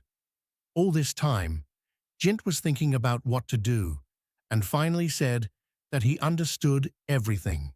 He then confidently states that if such conditions, he agrees. The employee did not expect to hear the answer at all. She stutters a little and says he will definitely play on this giant gaming machine. Ginta confidently replies that he has already decided everything for himself and asks, "Does it really cost 1,000 rins?" Another girl tries to refuse the boy and says that there are more than 5,000 bad capsules in this car. Gentus replies that there are some capsules there, but the girls agree with it. Ginta, with confidence and without the shadow of fear, states that this time he will definitely play. After all, he now has a real reason not to retreat. The employee also admits that she has a bad anticipation about it. Somewhere in the city of Lafa and Arula sit near the fountain and slowly eat ice cream. Irula is interested in Lafi, whether everything is fine with Ginta. Lafa confidently and calmly replies that everything is well with him. If Ginta is really skilled in something, then it is in the warehouse. Strange sounds come from the corridor. He listens carefully and looks concerned to the other side. And then he quietly says that Janton's business seems to end. Ginta leaves Gacha's hall, and Arulian and Life approach him. Arulian sounds happily, and Life is interested in how everything has gone. Ginta lifts his head. He tells them that he is probably no longer waiting in this place. Meanwhile, in the hall of Gacha, the employee, along with the owner, is upset. They admit that they spent too long collecting this junk.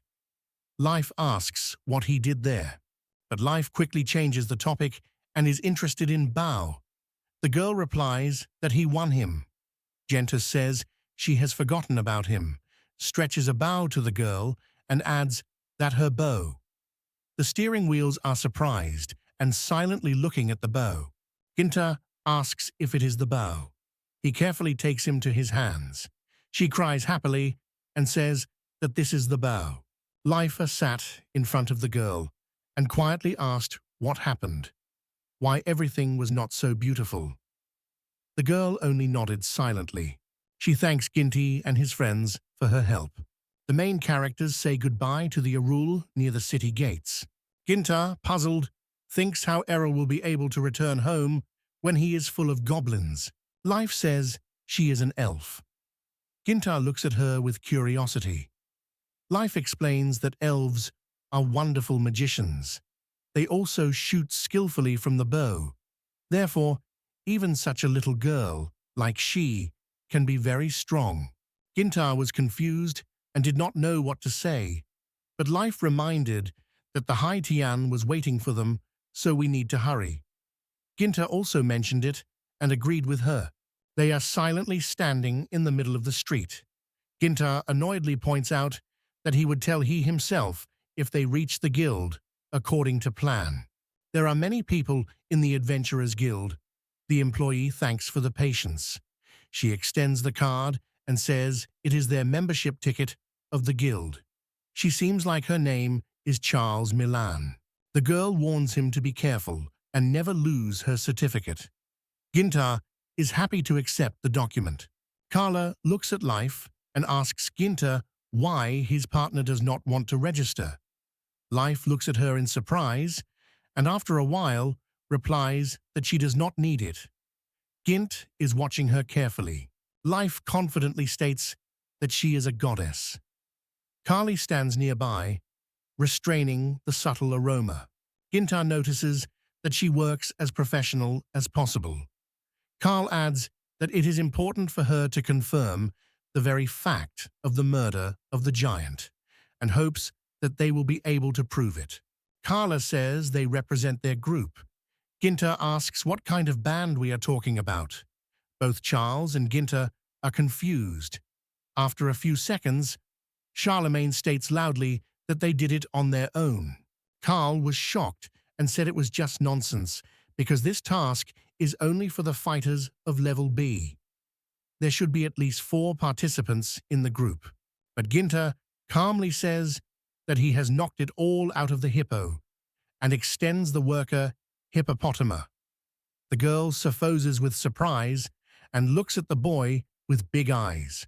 She holds a horn and looks at it in surprise. It cannot be. This is a true horn of a hippo. It cannot happen. There is probably a mistake. Ginta extends the girl a letter confirming that she has completed the task, and Carl notices the signature of Madame Len. Carla is sure that the mistakes could not be. Miss Lenz is never mistaken. Gent believes that this saleswoman has a good reputation. Carla asks in surprise how one person could overcome such a giant. Ginta asks if this is enough to receive rewards.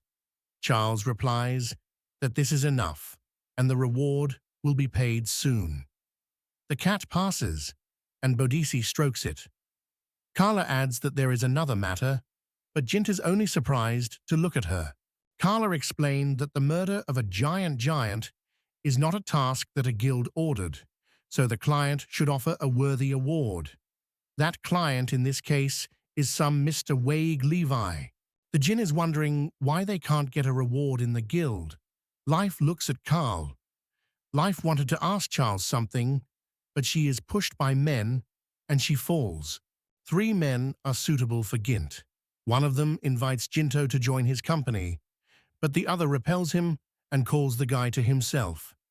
And the third just asks Ginta autograph. Ginta notices the girls standing nearby. They approach him and grab him by the hand. They are asked to choose them, not those guys who smell bad.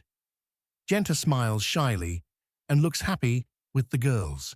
Ginta was confused and confessed that it sounds very seductive.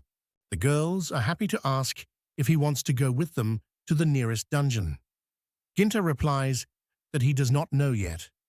Life looks at them silently, and she gets a little sad because of it. Her light insult is invisible, but she is felt. The elevator rises from the floor, takes Ginta by the hand, and leads it. She says they need to go. Ginta is astonished in surprise because they still need to know something about the customer. The bodice confidently replies that everything is under control, and she already knows everything about him. She tells that the genus of lions is a famous family of elves that lives in the forests in the north. She added that he was absolutely meaningless. Ginta was silent without answering anything. Feeling inconvenience, he was uncertain about whether everything is fine with her, whether her head or something like this. Life turns with this pleasure and assures that everything is fine with his head.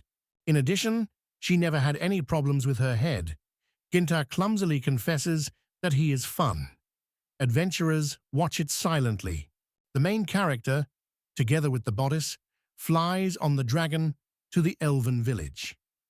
On the way, he is wondering what she is angry this time. The bodice replies that he misunderstood it, and it is not evil at all. But the guy does not have faith. Looking forward, he notices someone.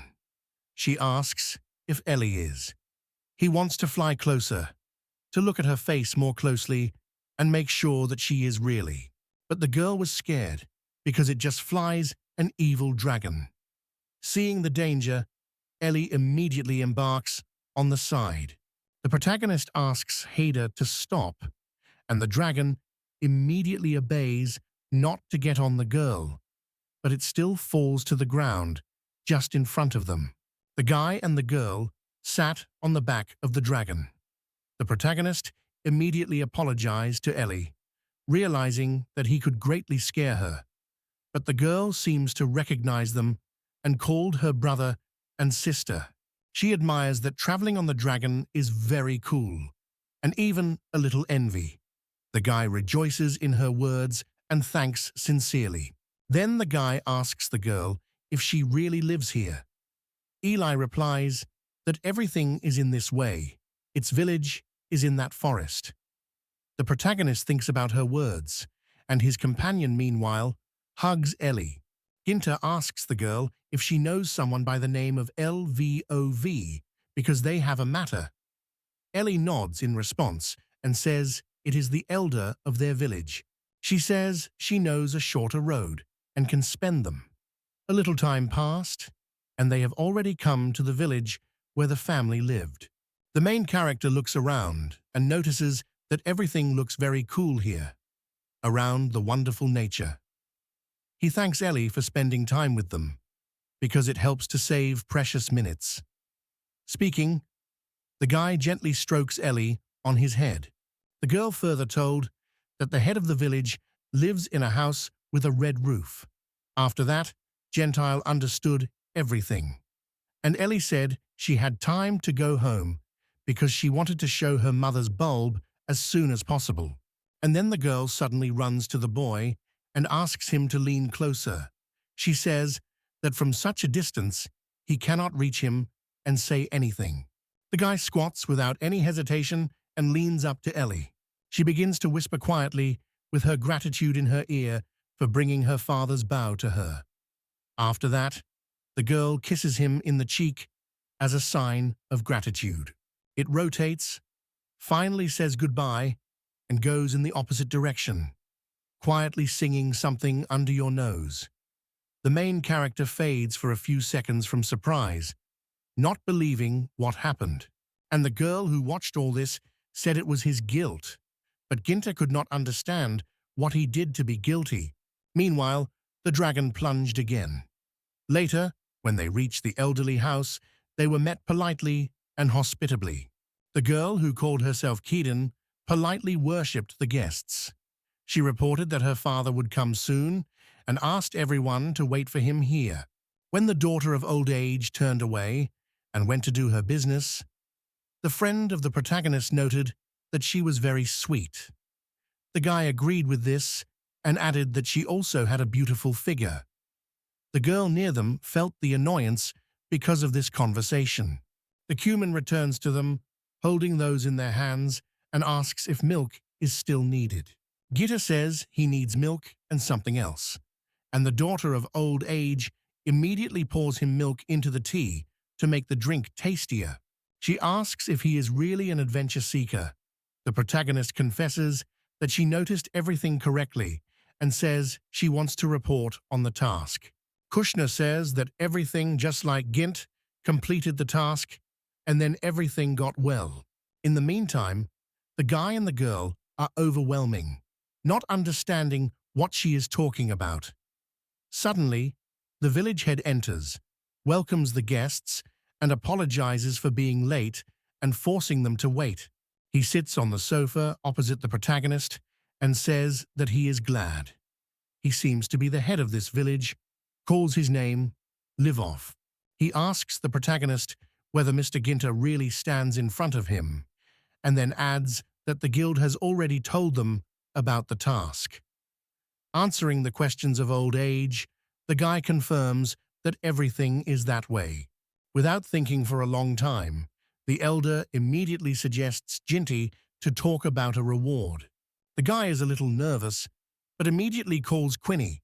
She quickly understands what to do. The girl who was sitting next to the guy thought about what award they would receive. Maybe it will be a gorgeous mansion or gold. But her reflection interrupted an elder who said that the destruction of Bahamut was a long-standing dream of their family. So he decided that the one who will cope with this task would be elected. He will give the most expensive that he has in the world, his favorite daughter. Both characters, sitting on the sofa, stunned, heard. It is difficult for them to believe it.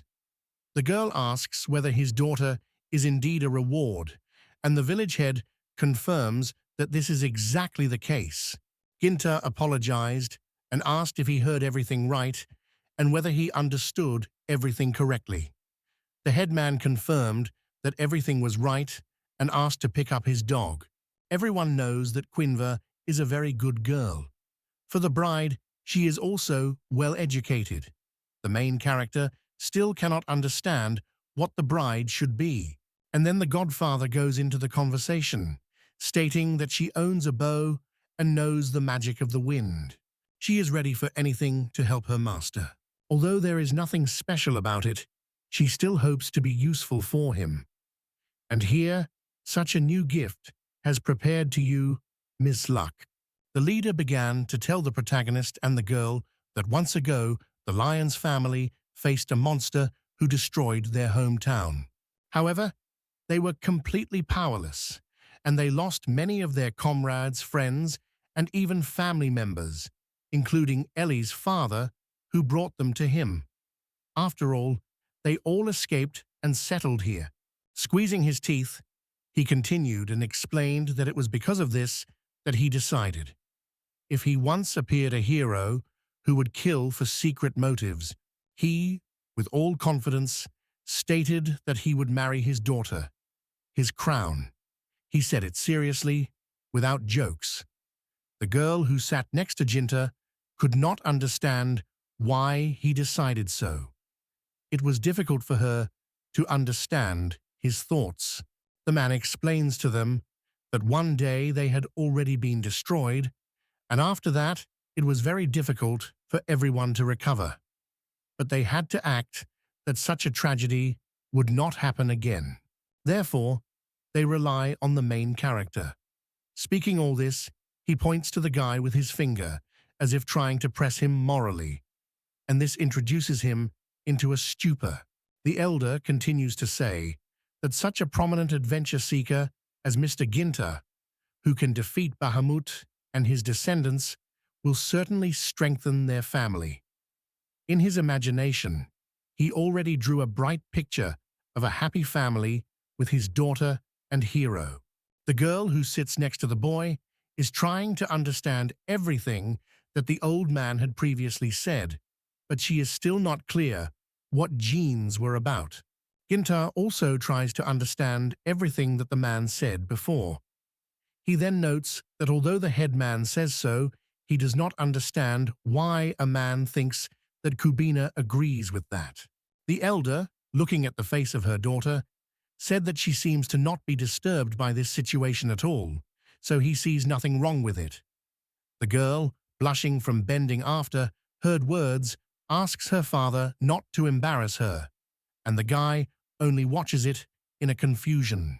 The elder reassures Jintu, saying that no one is about to tell him about a fast wedding, and they will be enough for usual engagement to them. At the beginning, Gint asks her husband how to take his daughter with him to a party.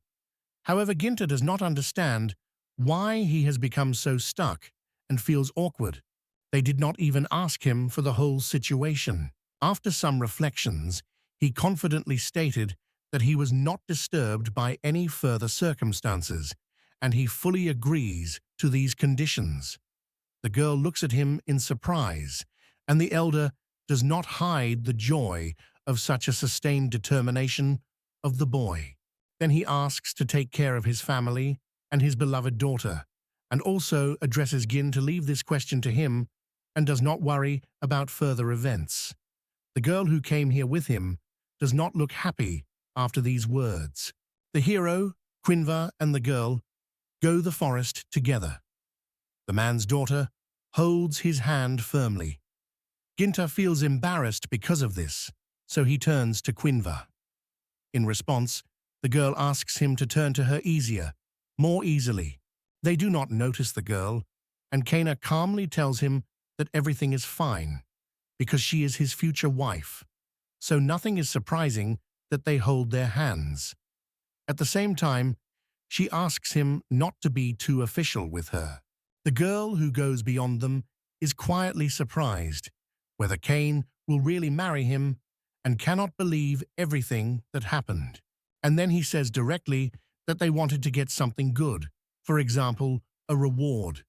But in the end, they were pushed by some worthless girl. The daughter of old age responds in surprise to her words. She laughs and asks the girl who she has to Mr. Ginta. The girl cannot understand whether this question is really addressed to her. Thinking a little, he wants to understand who they are for each other with the main character. But here, Gint is interrupting her and says it's his mum.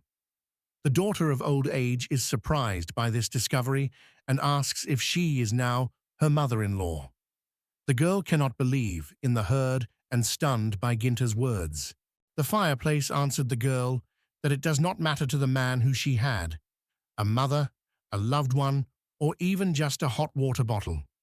She is sure that the gentleman will still choose her. The fireplace speaks with a smile on the face, and the girl in response points out that it seems that the fireplace really worries him. The guy stops everyone and asks how long others decide everything for him. The daughter of old age agrees, says that the hero really has to take the initiative, but this is not quite what he meant. However, the main thing, he already realized, this trip promises to be very interesting. They were already going to move on. But the girl stops suddenly. Both companions turn to her, and Ginta asks if she really does not like the daughter of old age. She explains to them that it is not at all. The girl is genuinely rejoiced that the guy has found such a wonderful bride as Kafina. Both do not understand what she leads to. The daughter of old age is interested in the hero that he plans to do next. He replies that he was about to take the task in the city of Laguro. It is quite close, so he offers a good rest and then walk on. After they have already taken the eye, they move on. After a while, Laguro arrives. Travelers are surprised because this city is much more than they imagined. The guy calls the leafer because he wants to share with her something important, but he is interrupted by a loud grunt in his stomach. He tells girls that he had not eaten anything except a little penego in the morning.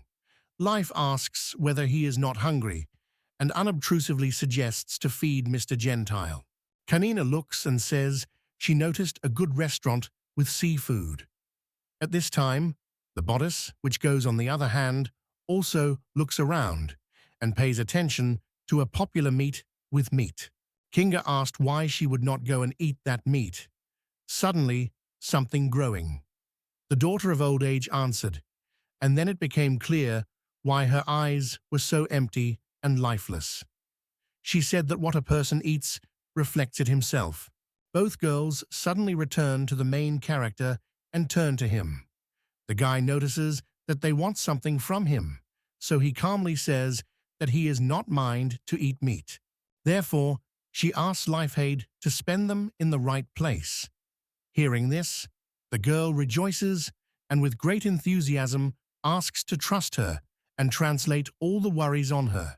She calls them and asks to follow her, because he knows a place where the man will definitely not be hungry.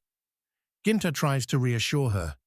He promises that the next time they will inevitably go to the seafood restaurant. However, the girl is not upset at all. A cunning smile appears on her face. The old age's daughter asks the boy to say A to feed him. He tries to give up and says he can eat himself. But the girl insists, and in the end, she manages to fulfill her plan. She asks if the food is more delicious when eating that way.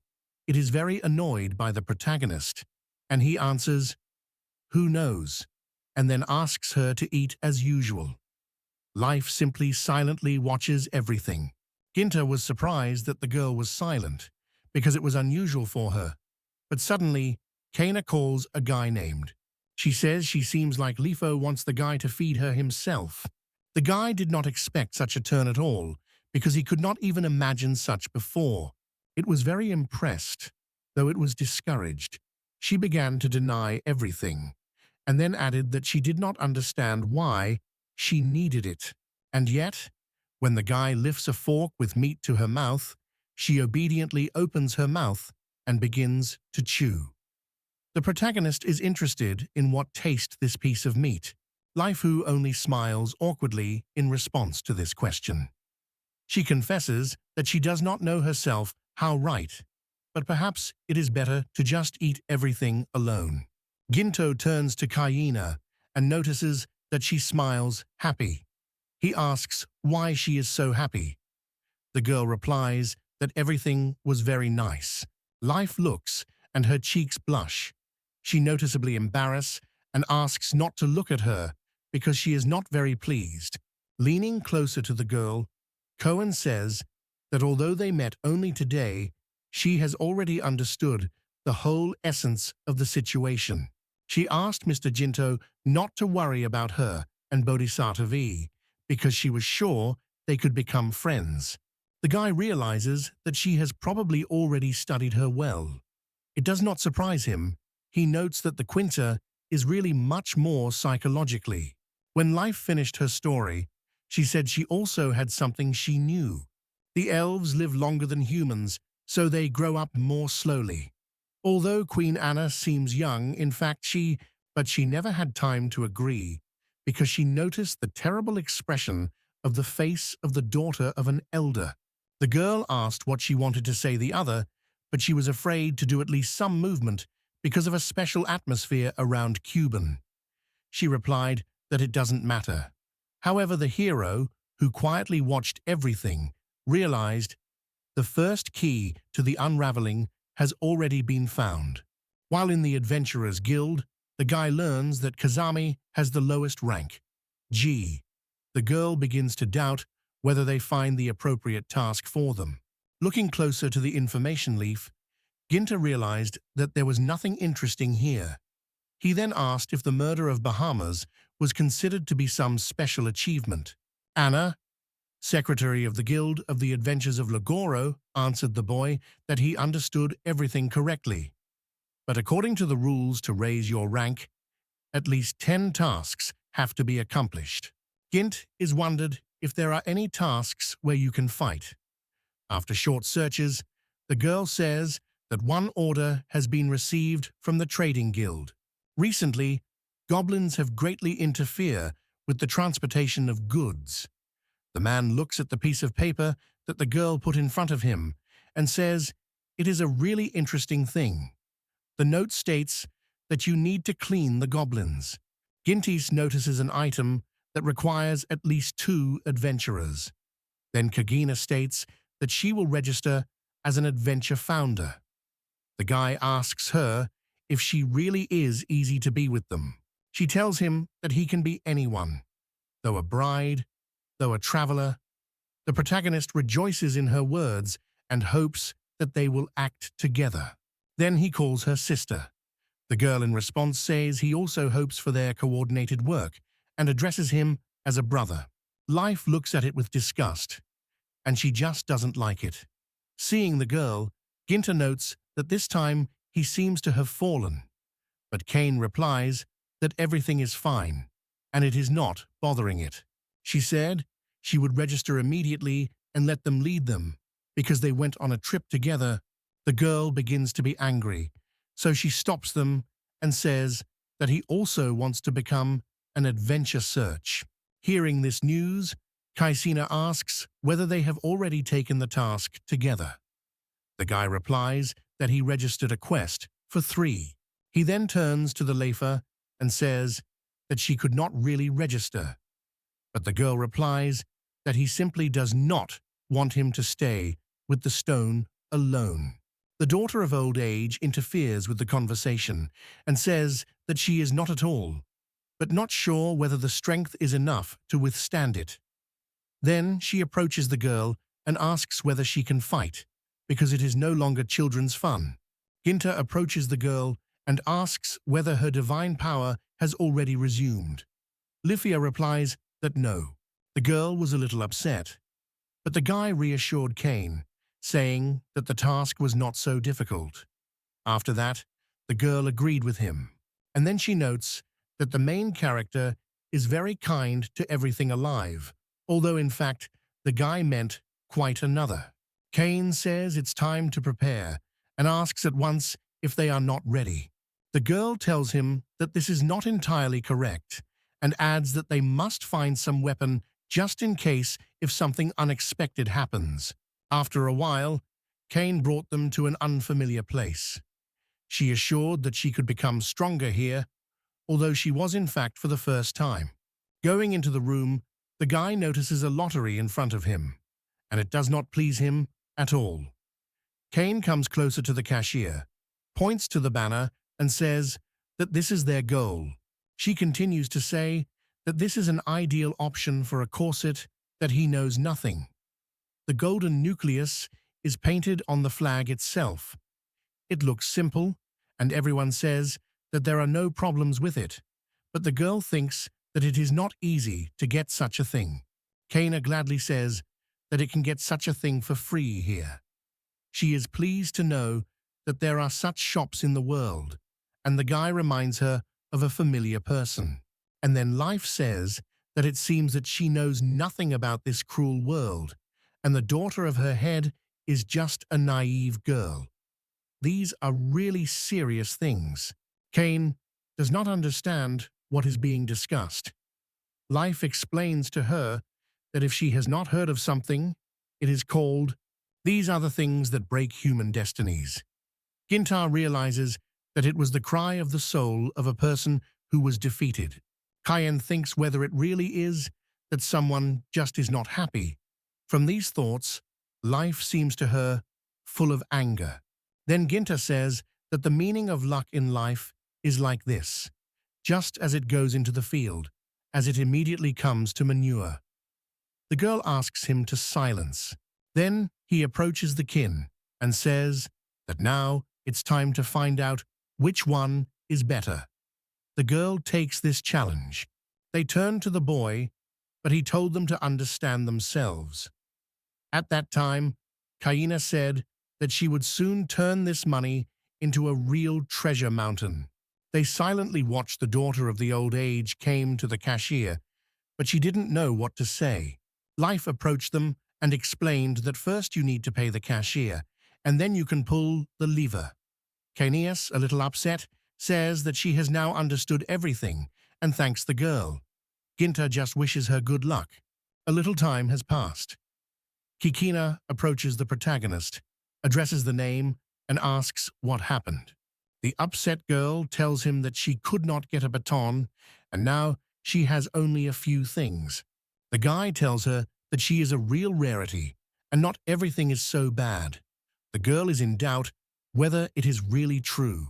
Then Ginta tells her that at least not everything here is garbage, and compared to Lifa, she is a real favorite of fate.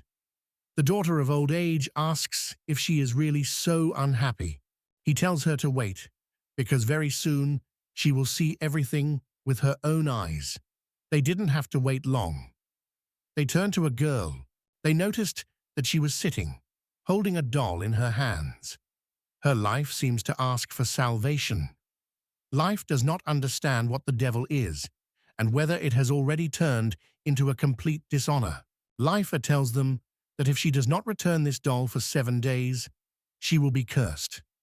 None of the audience is satisfied with this news. Kane cannot believe what is happening, and the guy just asks not to approach him. He does not need this doll.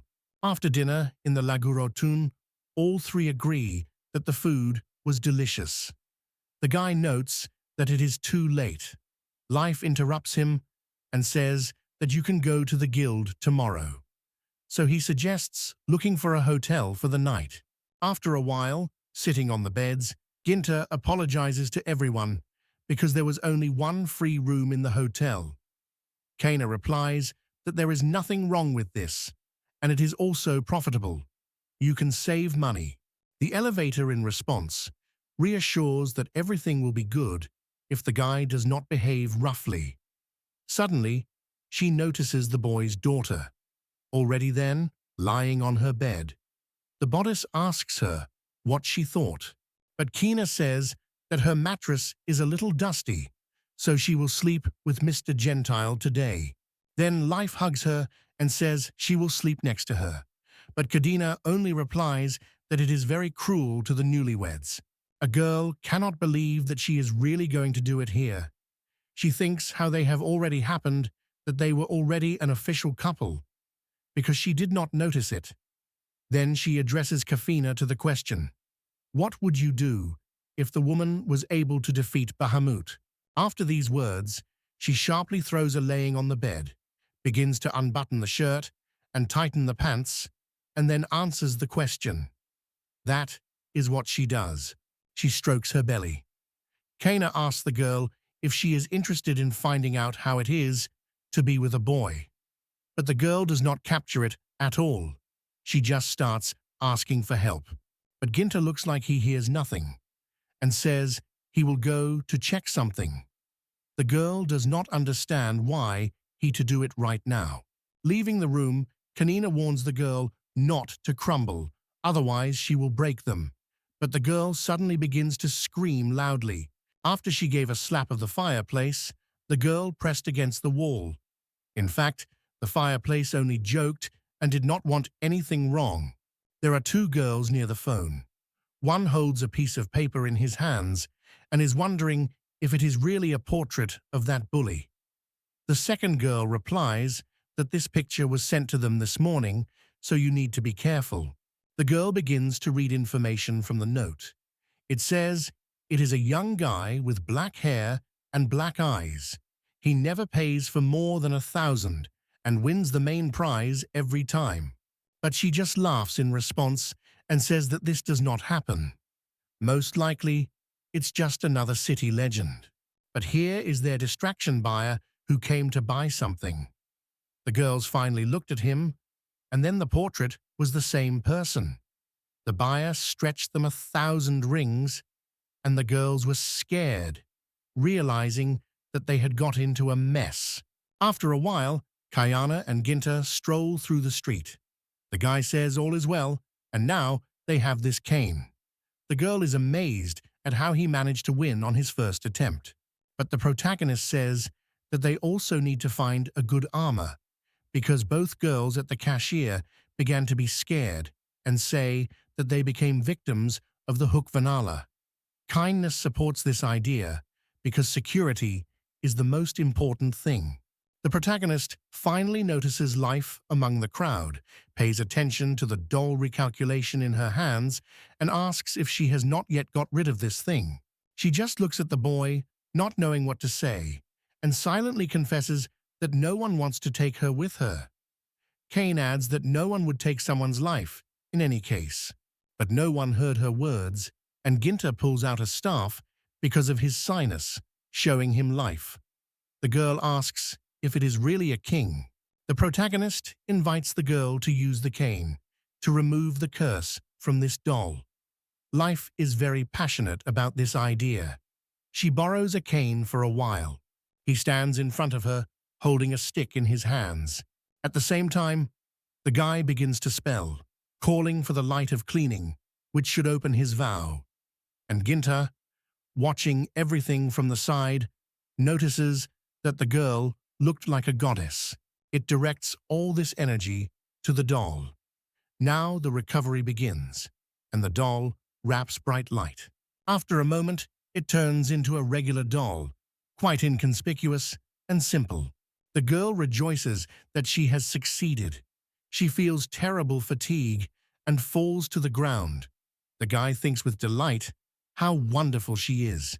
She coped quite well and realized that the girl can also become a reliable support. So, they will have a well-balanced team. Two warriors who make the biggest blows are Ginta.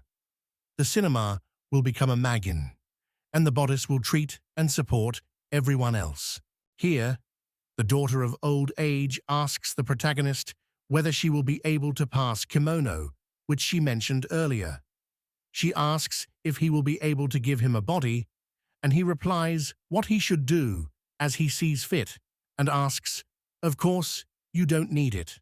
But the girl explained to him that this size was small for her, and her hips would not fit there. Ginta was embarrassed from her words, but still convinced it with her own eyes.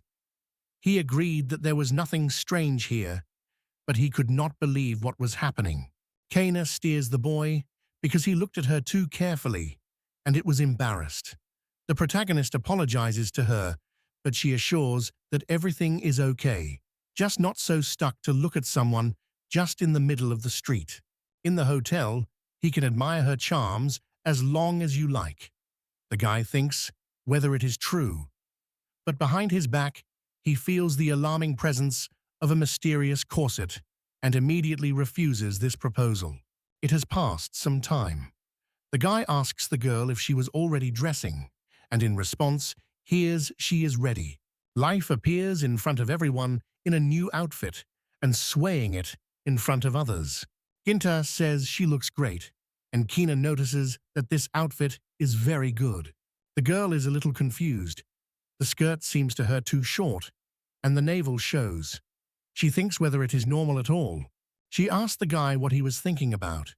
He thought a little, and then replied that she was fitting. It looks very cute in this outfit. She is a little awkward from this. The cheeks are burning. But inside, she feels a pleasant warmth. That's why she says she won't shoot it. By order of girls, he is forced to do their will. Ginta says everyone is ready, so it's time to deal with goblins. Finally, the team goes to its task. La Vonvelia. The characters call her out loud, but she does not answer. The elevator says that the dragon is not visible and suggests that she may have got paved and returned to the house near the lake. The guy does not listen to the girl and still cannot figure out where the genia went. But suddenly, the fireplace calls them and asks to look at where it shows. Now they see their dragon attack goblins. She does not respond to them, and the barbarians, using the moment, also do not leave the chance to strike her. Heroes in full shock. Did goblins be able to attack the dragon? Life seems to call Gint to do something with what is happening right now. But the protagonist understands well. He must save the 11th. Ginta appeals to the dragon to wait a little, promising that he will be sure to help him soon. But Kinney could no longer tolerate, and first of all cast a look at the goblins that they were scared to death.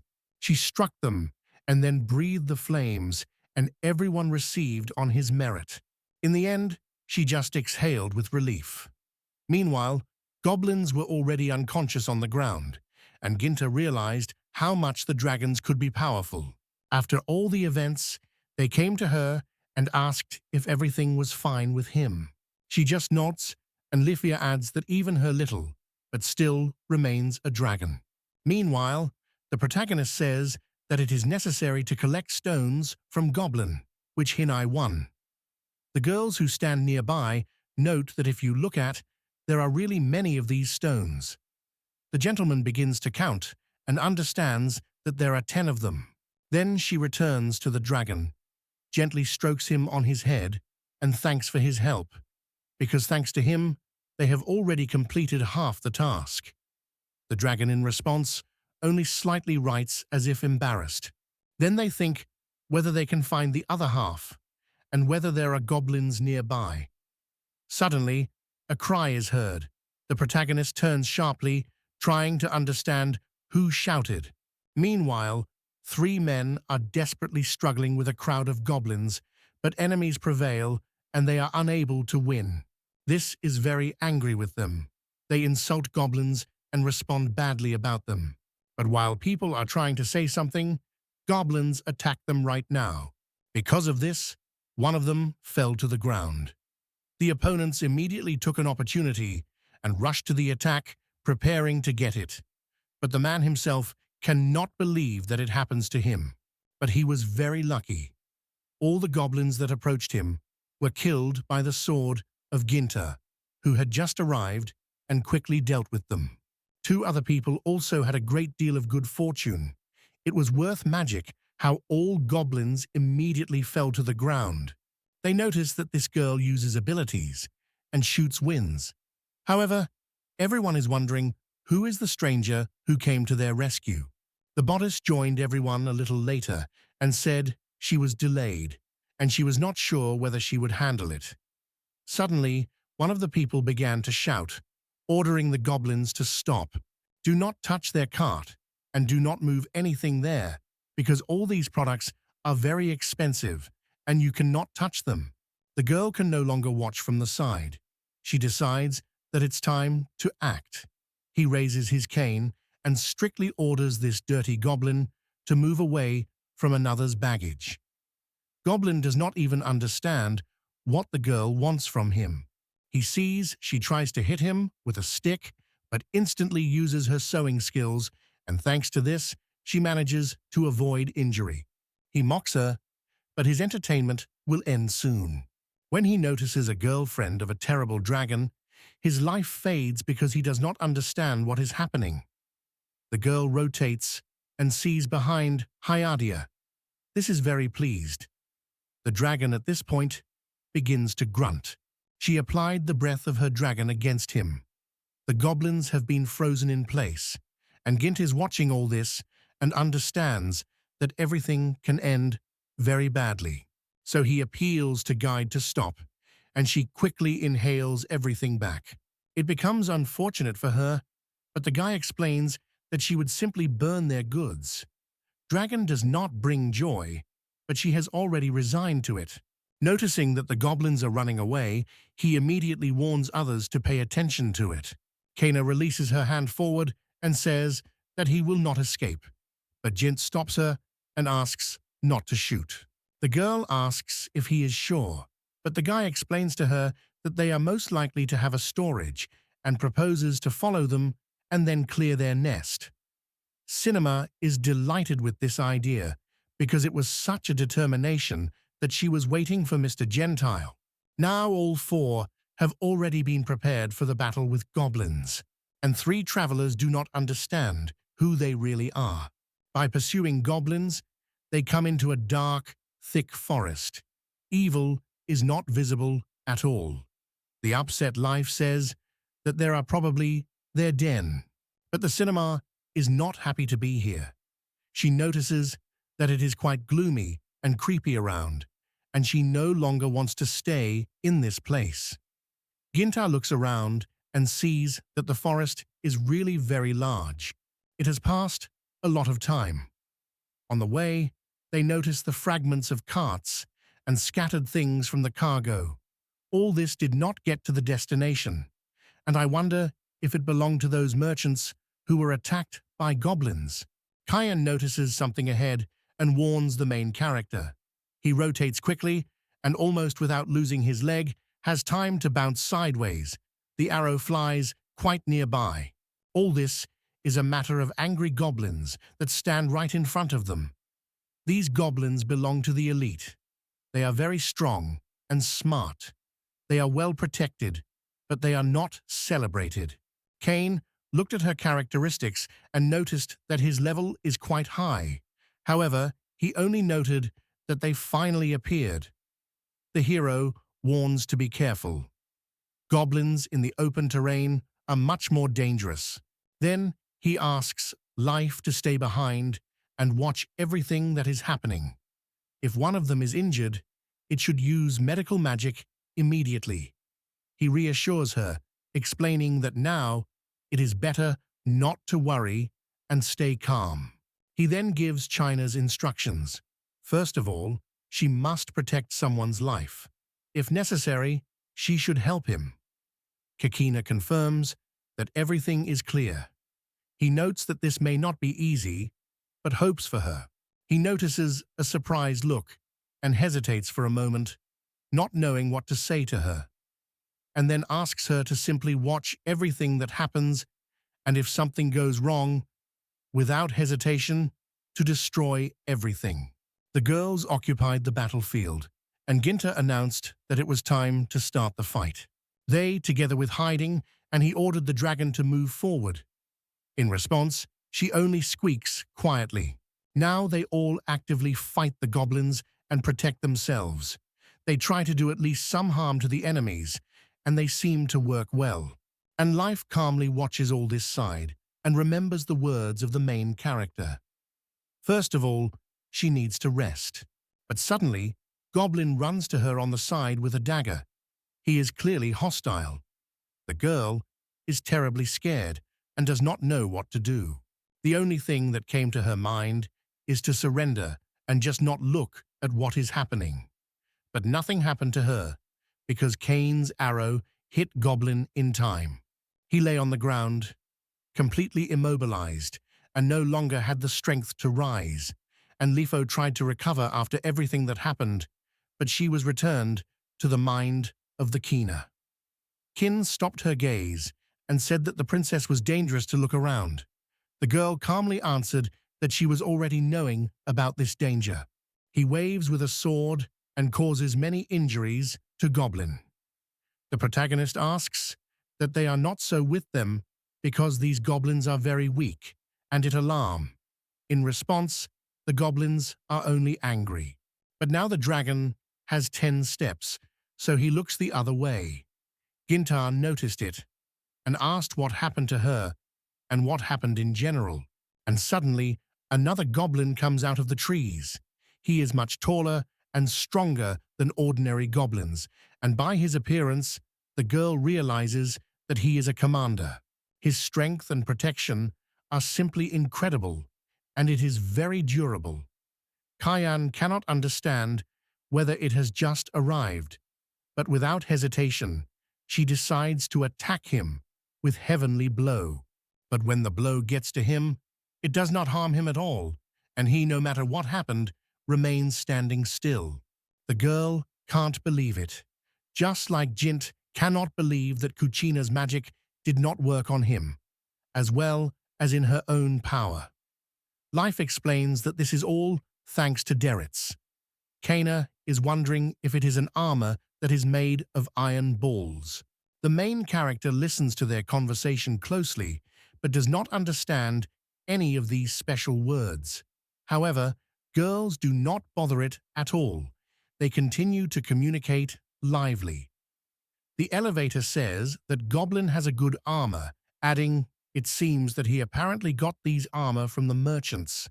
The guy decides to no longer attach their conversations and focus on the business. He cautiously hints to the protagonist, which perhaps should retreat, because these armed goblins are really very dangerous. Ginta has already coped with all the goblins, and now their soulless bodies are just lying on the ground. The protagonist asks the girl to apologize to him, because today he intends to destroy this nest so that these creatures no longer bangs on the roads. Kayana is only interested in Mr. Ginta, and Life A reminds her that he won Bahamas. While there are no monsters more dangerous than Bahamut, they have nothing to be afraid. He notes kindness with relief, but adds that this does not mean complete safety. She began to feel completely unnecessary. It seemed that life sways her like a burden and whispers quietly, "If no one was injured, then you did not need anyone." She even thinks whether Ginty will be better left alone. But the protagonist stops her sad thoughts and asks not to invent what is not. He then explains to them that he can only fight only because Kupina and Leif are covered. He beats on the forefront because it is his duty on the team. And most of all, he does not want to put out the girls. His words affect the girls and move their hearts deeply. Kayana says he appreciates him very much and is ready to follow him all her life. Life, affected by Gentis's behavior, also promises to make every effort. He stands in amazement and then confesses that he just does not want to suffer again. They say it's time to move on and leave everything behind. For the sake of peace on the way, the guy tells them that in this case, it is time for them to move. But he still asks everyone to relax. After all, none of them know what is waiting in front, and it is impossible to predict. However, everyone is well aware that a decisive battle with goblins led by the commander is waiting for them. After Guy has used her stick and put a spell to cure the wounds of the dragon, Life is wondering if everything is fine with it and whether nothing hurts. In response, Guy only squeaks quietly, showing that everything is well with her. Gent notes that the girl is very good at treating people. She jokingly replies that it cannot be otherwise because she is a goddess. However, her words quickly refute and turn her from heaven to earth. The protagonist also approaches the dragon to make sure that everything is fine. He sincerely apologizes to what made Hillary go with them, and in addition, he promises when they come back, he will buy her many delicious treats. The Draconis rejoices and begins to lick the boy from head to heels, but he is not quite liked, so he asks her to stop. However, he does not stop, but continues, which makes the guy laugh. Still, the guy tries to insist on his own and asks her to stop and no longer do it. The girls only silently watch everything without deciding to intervene. After that, the guy, all wet from a large amount of saliva, asks if someone has a handkerchief or towel. Life is wondered if this guy is resting instead of fulfilling his responsibilities. But no one answers her. A little time has passed.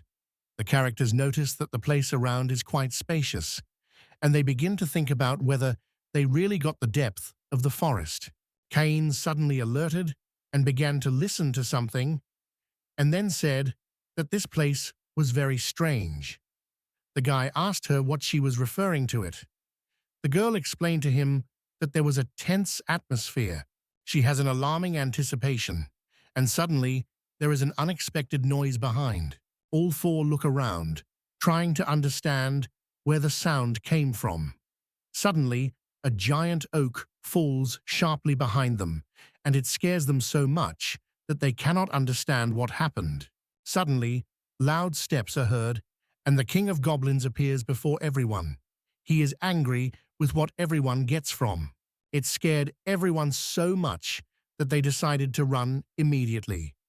Ginta remained still standing, staring at him with his mouth open, and the girls, meanwhile, fled. He just muttered that this guy was very big, and he could not understand who he really was. Meanwhile, Goblin swung and struck on the ground. A large crack was formed from the impact, and the earth trembled from an underground impulse. The crack rose even higher, and it caught it by surprise. She lost her balance and fell to the ground, so she lay, unable to get up. He noticed that the dragon was amazed and was very concerned about her, because she was part of their team. He landed quite far, and it scared all his comrades. While everyone was busy with her, Goblin used it and stood up to the guy behind. Goblin had already swung his weapon, in his eyes a determination. But Ginta managed to evade, using a sword as a shield and at the same time struck. As a result, his sword flew into two parts, and the blade flew in an unknown direction. It was very surprised by Goblin, because before no one could even repel his blows, and he did not expect something like that from an ordinary person. Lifeline and Kana stood away and watched with surprise how strong this guy was. However, their surprise only grew when a magical circle suddenly appeared in front of them. And inside stands the main character and swears on Goblin because of his unexpected attack. He accuses him of tricks, because attacking behind is quite dishonest. Suddenly, a powerful explosion came in place of the magical circle. Everyone was happy because the explosion was sent directly to Goblin. He did not even have time to get away from an unexpected attack and could not do anything. The protagonist asks him how he dared to offend their feelings and even touch it. For this, he will certainly receive on his merit, and remember that they cannot be harmful. After these words, the hero rapidly directs his sword forward, and in the air there is a whirlpool. Girls are still watching everything on the side. The bodice is surprised by such a strong magical power that belongs to Ginta. Kind also does not stay away, and notes that the main character is incredible. But then the guy realizes that he is overdo it a little, and quietly spoke under his nose, who tried to restrain himself, but nothing happened. He created a black flame in the sky. Though weak, he could not believe it. After all, he did not want to happen. A little time has passed. When everything was calmed, all three lie on the ground, trying to relax, because they are very tired after such a difficult day. Suddenly, Life remembers the guy's words and asks whether he was really restraining.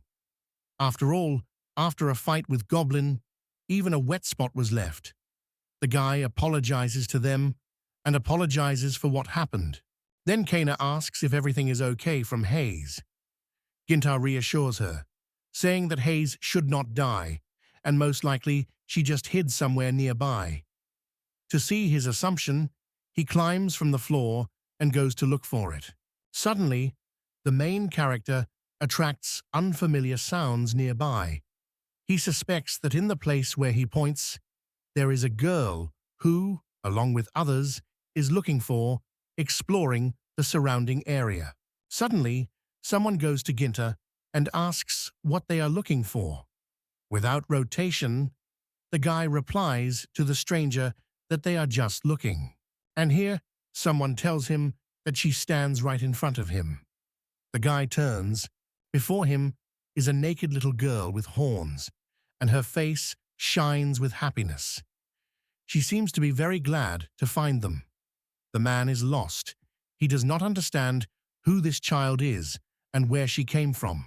She suddenly rushes into the arms of the main character, overflowing with happiness from meeting with the owner, and so much grabs him so much that he knocks down. And Ginta still cannot understand who this girl is and what is happening here. The girl tries to explain to the guy that she is under a hook. The guy cannot believe for a long time whether a girl is a real one in front of him. It came from the hay dragon, but it looks like she really doesn't lie, so they only have to believe. Life carefully examines a girl named High A's body and notices that she has horns and wings on her body. It causes her surprise. Meanwhile, Kane also did not waste time and began to look at the girl's body in detail. She said she really looks like she was under a honey. The guy still couldn't recover from what he heard. Is it really that he and his friend are actually in front of them? The girl returned to him. She repeated that she had already said it more than once, but he still didn't believe her. The main character still cannot understand how she has a human body. She does not know this herself, but she guesses that it happened at the moment when she was thrown into those drawers. She continues to tell and says that some strange water got into her mouth. She did not even notice how everything happened. That is, she found herself in the human body. Ginta says that everything is clear, but in fact, he did not understand anything. And suddenly, he realizes that Hilly was a girl all this time. He asks her whether his guesses are correct, and Life, standing nearby, tells him not to look because it is not good. He takes a cloak and throws it so as to completely cover the girl's body. She says that in such clothing, it is difficult for her to move. The cloak limits her and interferes with movement. Life apologizes to her and promises that he will soon find something more convenient for her. The hero lifted the bottle, approached high, and asked if she had not accidentally drank. The girl confirmed her head. Kinina wondered what a liquid. Ginta replied that he did not know, because he just got a bottle out of the box, although there was almost nothing left. They conclude that these potions should be special and therefore have the power to change the appearance. Someone did not understand the words of Kana, so he asks whether that means that these potions can turn monsters into people. Hearing this, Life is interested in how the girl feels, or something hurts, and whether everything is fine with her. But the girl does not fully understand what it is in mind. So he raises his cloak high enough to look more closely and make sure that everything is fine with him. He looks long, trying to understand his condition. She says that everything was fine and nothing happened. Life replies that everything is clear and asks the girl as soon as possible. At this point, she closes the main character that he does not see anything. Then Kane proposes to look around first. The guy agrees and thinks whether they will find a potion here that can bring her hay to her ex-appearance. The protagonist says that after winning the main goblins, you should first return to the city and inform the guild. Everyone joyfully support his offer and immediately moves on the road. Subsequently, when they were already walking in the city and walking around the streets, they went to the store. There, the seller asked if all the grains lying on his desk needed to evaluate. The heroes brought him a whole handful of nuclei, and it struck him so much that he was even lost. He did not expect it.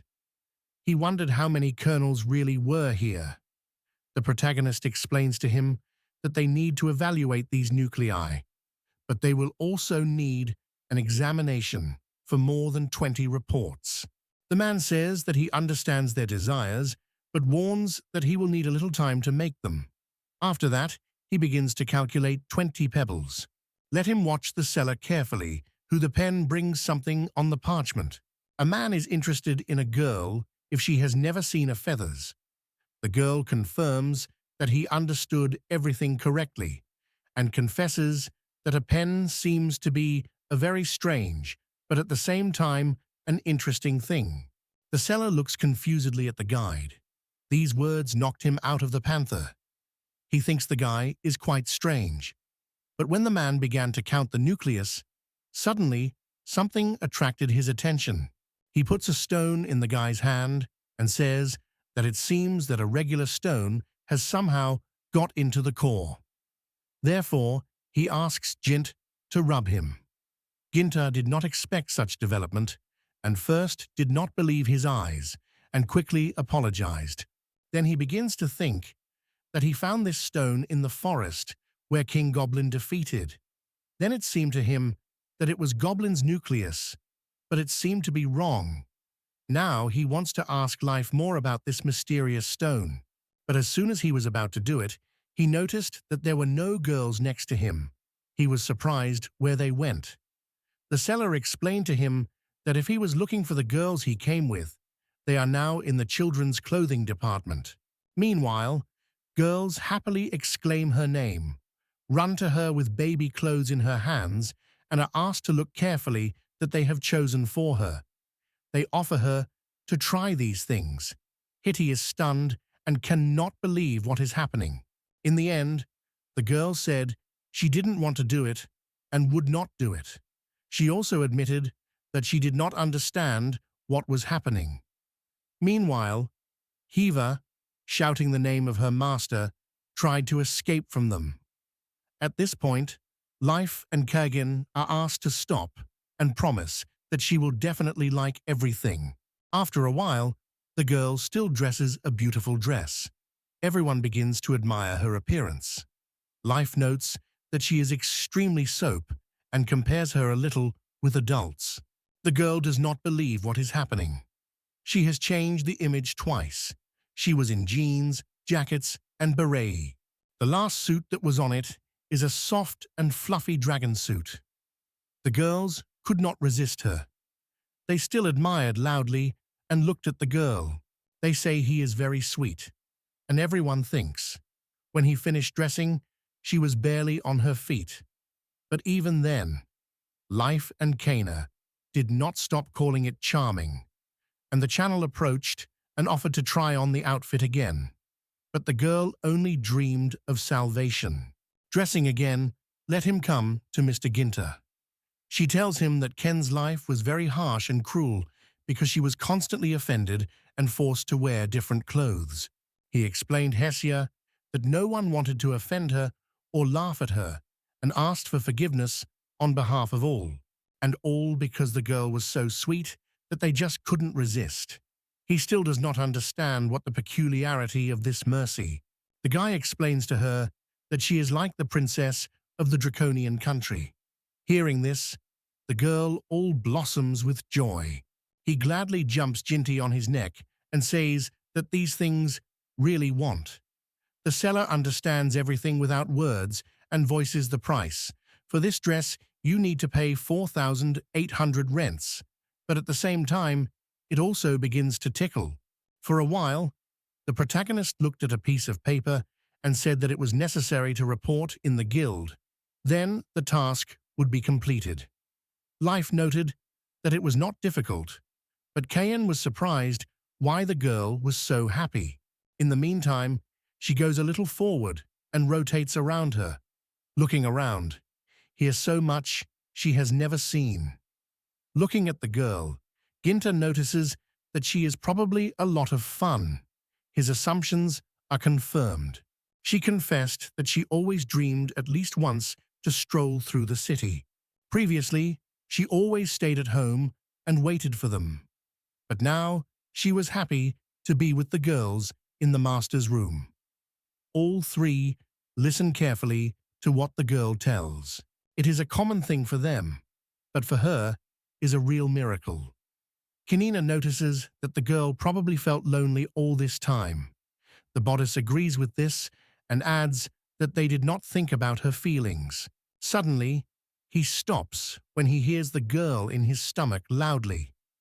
She confesses that it is very hungry, and this happens with her for the first time.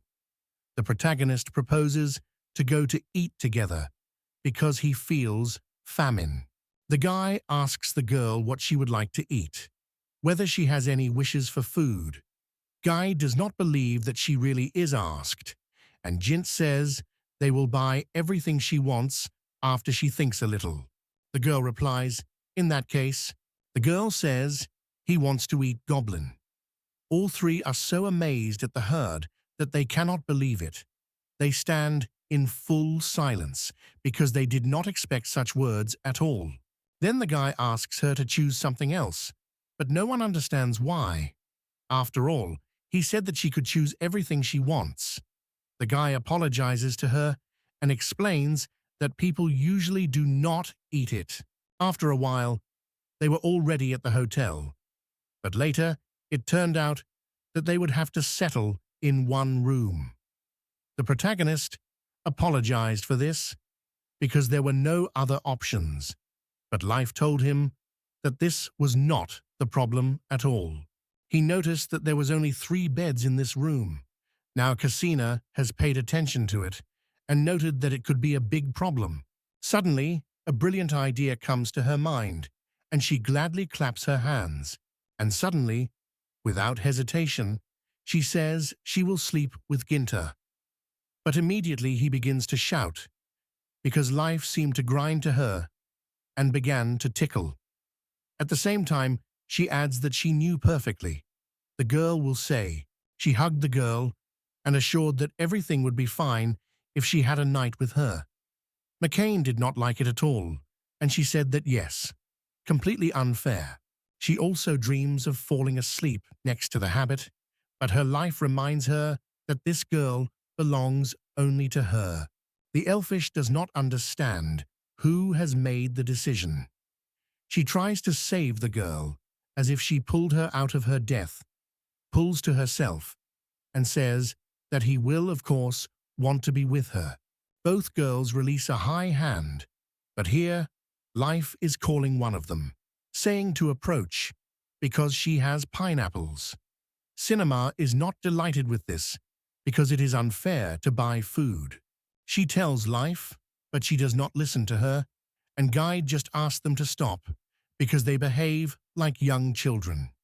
Then Guide puts the girls on the bed and says she has a good idea.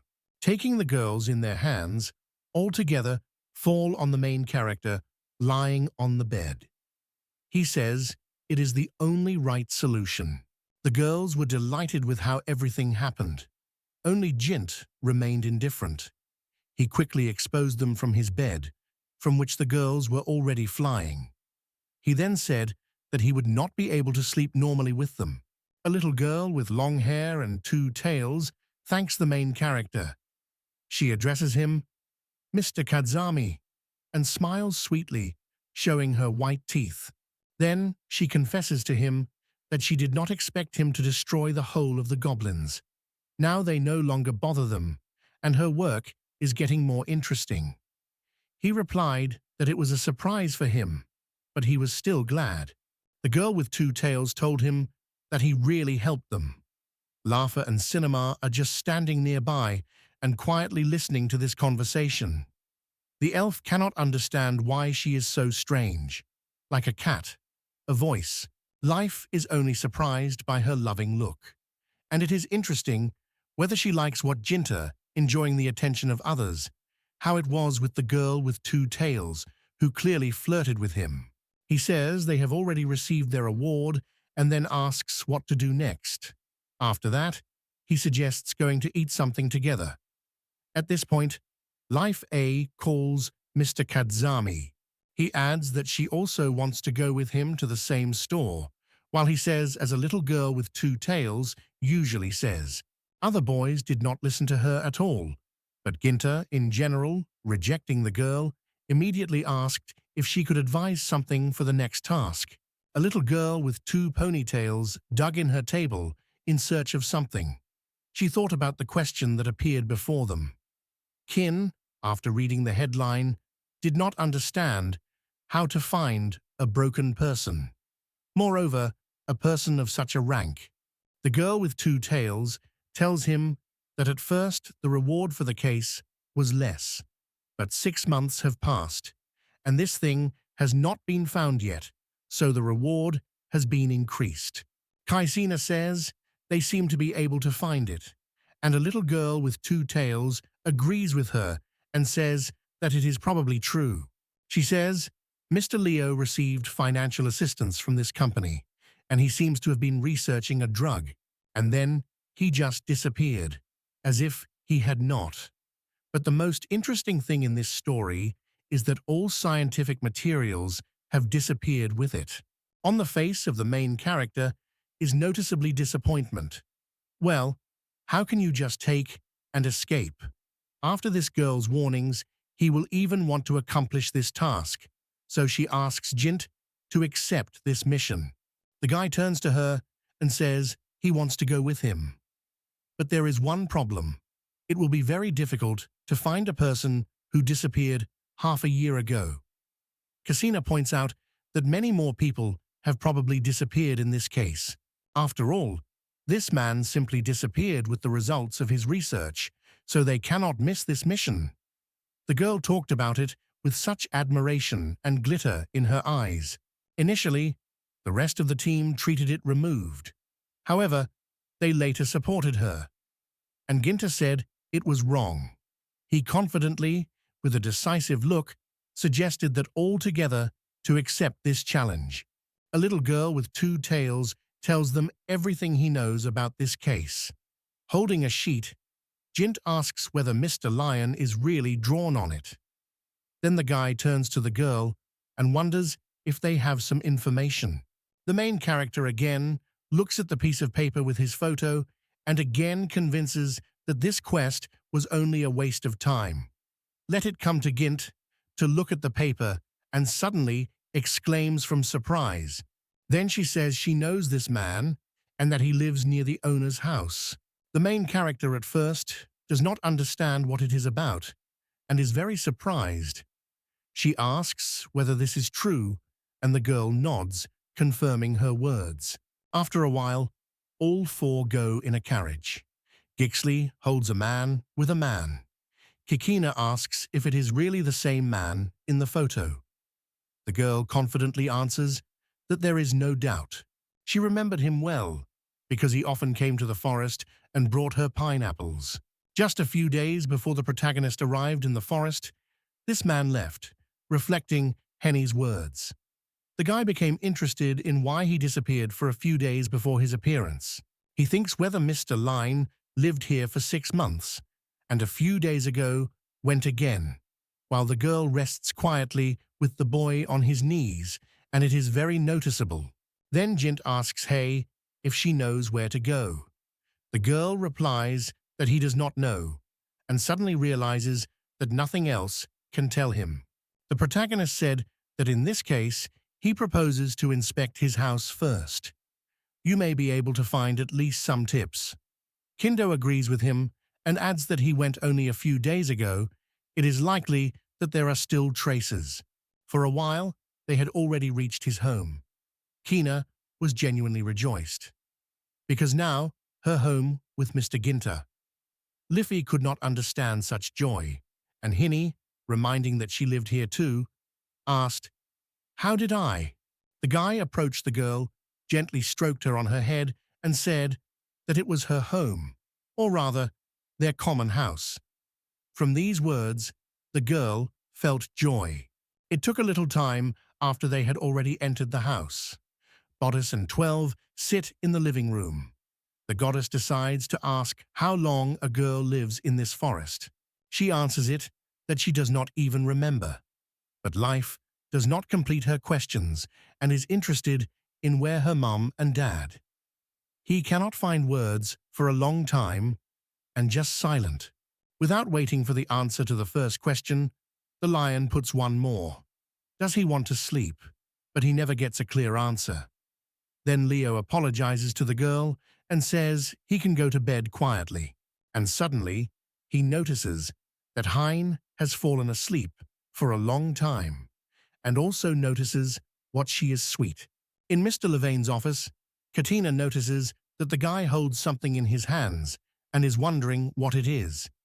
Ginter explains that these are linear notes, and more precisely, his diary. The girl asks if there is something that will help them find a hint in search. The guy is silent for a while, and then replies. Then he seriously turns to Kin and invites her to destroy this task. Ginter stands in Ryan's office and says that he was now clear to him. His company was in fact only a research laboratory. He learned about it from his own diary. That's how he realized that he was forced to participate in the study of this drug. According to the diary, the medicines that have been created are powerful painkillers that acts even on monsters. And in order to test this drug, the company created experimental monsters And on the mountain, Nara was caught fire dragon together with its egg. This dragon was the mother of Hai, and the girl herself, meanwhile, sleeps quietly on the couch, not suspecting. After all that the protagonist told, it becomes clear. Does it not turn out that the hay was used as a subject? The guy reads a diary and says that at that time the girl was still inside the egg, so there were no experiments on her. Instead, her mother really became a subject. The diary states that she was given a lot of medicines during the study, and it was a real horror for her. That is why Mr. Ryan was strongly against this company. He simply took the finished preparation with an egg, stole it, and escaped from the laboratory. Kyan explains that in this situation, Mr. Ryan remained secretly living here and later began to look after local important persons. The protagonist tells that Mr. Ryan learned about the announcement of his search, and frightened by the exposure, he hurriedly left the house. He, together with, let him hide in the forest. In the last record in the diary, this has already been mentioned. He made this entry about 2 weeks ago. The fireplace stands silently and says nothing. The protagonist continues to say that this task means almost the same as they will transfer Mr. Ryan to the power of this company. He simply cannot afford to lose such a good person who helped find a job and survive. Kana was silent for a while and then asked for Gint, whether it means that he was going to leave her journey. The guy answered that she understood everything correctly, but despite that, he apologized to her because she would not be able to cross it. The girl reassures him, saying that he understands him perfectly because she feels the same. It pleases the boy, and after heard, he feels relief, so a light smile appears on his face. But suddenly, they are interrupted by a loud sound. They are confused and cannot understand what happened. China can't understand where this sound is heard. Ginta explains that he comes from the first floor. They immediately run out of the office and hurry to the ground floor, heading to the noise source. While running, Kane asks whether they really have come from that company or they want to steal something. He adds that they will not allow them to do it. The hero turns to girls named. When they rise to the first floor, they see life seem to come to life on the back of the one that turned back into the dragon. The main character is just silent. He does not find words. All four are viewed without understanding what is happening. Ginta and Kayana are distrustful of it. Life understands that it can turn into big problems for her. She begins to panic, and when he loose, promises to explain everything right now. It all started with the fact that the girl was just sitting on the couch, a little frosty. A moment later, she was lying on her back, and another girl turned into a dragon. But she still seems that she was not understood. But the protagonist stops her, assuring that everyone really understood everything from the beginning, and it is not necessary to repeat. Can deny, they say, the action of the medication has ended, and it turned into a dragon again. After a while, the guy goes to the yard, stands on the grass in front of the house, and turns to a ball, telling her to open. At the same time, he directs all his strength to Hai, which simply hangs in the air and then falls to the ground. Ginta says he can really hide anything in his subprost. Kineas adds with relief that it is good that he did not have to destroy the walls to take out the top from the house. Meanwhile, Life Studies reads Mr. Ryan's diary and says that everything is clear to her. She was so fond of the reward that she had already forgotten. The company, which was discussed in the diary, is called the Aldatus. They have a really bad reputation, and it seems that they trade weapons and sell people into slavery. She agrees that they need to give up this adventure, but she has a thought in her head. What about her mother? In Mr. Ryan's diary, it was stated that she was put on a ship near Mount Noir. If so, she really wants to help her as soon as possible. She dreams of meeting her mother again.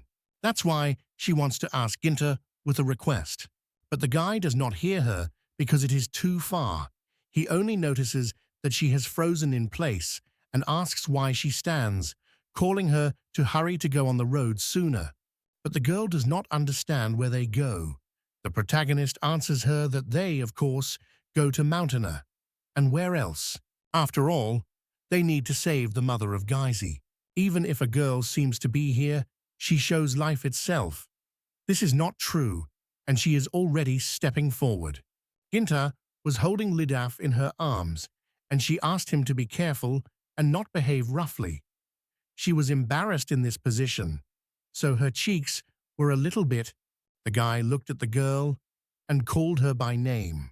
He was convinced that sooner or later they would all get the mountains of Noir, because he had his own special plan that could change everything. Since the area in which the young man kept everything necessary was too small for all his satellites, he decided to place only the goddesses there. To speed up everything, the guy just lowered his hands, and then his body fell down. The girl, falling in the dark sphere, screaming loudly that she asked the young man to be careful. However, he hurried and did not pay attention to her request. The young man looked at the scoreboard that appeared before him. There was visible everything that lay in his inventory: wallet, clothing, keys from home, food, and now the goddess. She was also paid on the list. Kin even noted that she was sorry for this goddess, but they say it was necessary. Since the dragon could not carry 3 people at the same time, they decided that one person would be transported in the dark sphere. The girls played the game, and the goddess lost, so she was left behind. The young man asked his companions to go as soon as possible, so that Liat did not have to wait long. Kwasas made it clear that it really was needed. However, it did not seem too concerned. He looked at the scoreboard once again and noticed that the food was getting smaller. The guy thought that she probably Leopter was getting supplements while he was inside. Jint was annoyed when he noticed that his stocks were disappearing quickly, so he asked the girl not to eat what remained in the event of an emergency. It seemed that the girl was offended by the boy, so she did not answer him, but simply continued to do her business. The young man decided not to waste his time and again called on his comrades to go on the road faster. In response, everyone agreed. Some time passed, and the guy decided to turn to Quena. He asked how much they would have to go and whether she knows these places well. The girl replied that she is only oriented in the direction, but the details of the terrain do not know. Ginta sighed heavily because of such an answer and thought that he would probably rather not put Lafu to the inventory. She might be able to answer his questions. Suddenly, the girl sitting behind the boy showed the mountain and asked if it was the rock they were looking for. Her satellite confirmed that she was. Gentus suggested staying in the forest for night because darkness was already coming. He advised to relax in the morning and go on dawn. Keniana agreed with this decision. After that, the young man remembered the goddess and began to reveal the black sphere, hoping that the girl had not yet ate all the supplies that he prepared for her. Ginta threw his hand into the sphere and began to look for a goddess there. To the touch, he felt something and was sure that he found her until he removed his clothes. The young man squeezed the object and began to pull it to himself. However, the goddess stopped him and asked not to do so. Suddenly, he tightened his clothes hard. Jint did not even notice how he accidentally pulled his skirt from the girl. Liaf jumped out of the sphere while managing to lose a few more things and fell to the ground, complaining of pain. The guy looked at the goddess and immediately apologized to her, and the girl lay on the ground without a skirt and was about to cry from what happened. Queena noticed what happened and said that if a young man wanted to take her clothes so much, he could do it with her, not insist on the bodice. Ginta immediately began to justify himself, assuring that he didn't even think about it. He still held a foreign thing in his hands. The young man was embarrassed. once again apologizing, saying that he did not know that it was a girl's skirt. Hearing the remark, he hurried to turn the skirt immediately. The goddess decided to ask if they could really find Mom Hekon here. Although they went such a long way, they had no guarantees. Jin looked at the girl and confidently said that he had no doubt. After all, everyone wanted to help the dragon and make it happy. The guy continued to say that they really move in the right direction. To understand this, just look at Hitchan. Turning his head to his dragon, the young man said that from the moment they approached the mountain, his chin was all the time directed one way, up to the mountain. The young man noticed that their dragon did not pay attention to them. Therefore, Kugana suggested that he may have the presence of her mother. The moon has already risen above the rock, and the stars shone brightly in the sky. Ginta turned to the dragon, asking her a little more. He assured that he would definitely help her see her mother. A young guy with blonde hair went into one of the rooms and bowed respectfully to the man who was there. The senior immediately asked if Ryan Friedman was found, but in response, he only heard that they had not found it, with apologies from the guest. The man was called Kilo, and he was the head of Aldatus. Kilo said that Ryan would still have to turn to him, so he would sooner or later give up. He continued the story and added that even the prototypes that remained in the laboratory also scored goblins during transportation. An adult said it was possible to make good money if you sell these creatures together with their monsters subordinate to them. But to begin with, it is necessary to deal with a fire dragon. He mentioned the creature that was held in prison. Although the experiment weakened it a little, it remained very valuable, so it is still kept under the lock. Further, the cello returned to a man named Maldies, who stood behind and said she was trusting him to finish. Meanwhile, Negan, along with her friends, went further. A new day began, and around it. However, the path was difficult. The guy tired quickly. It seemed as if he was climbing up to the mountain.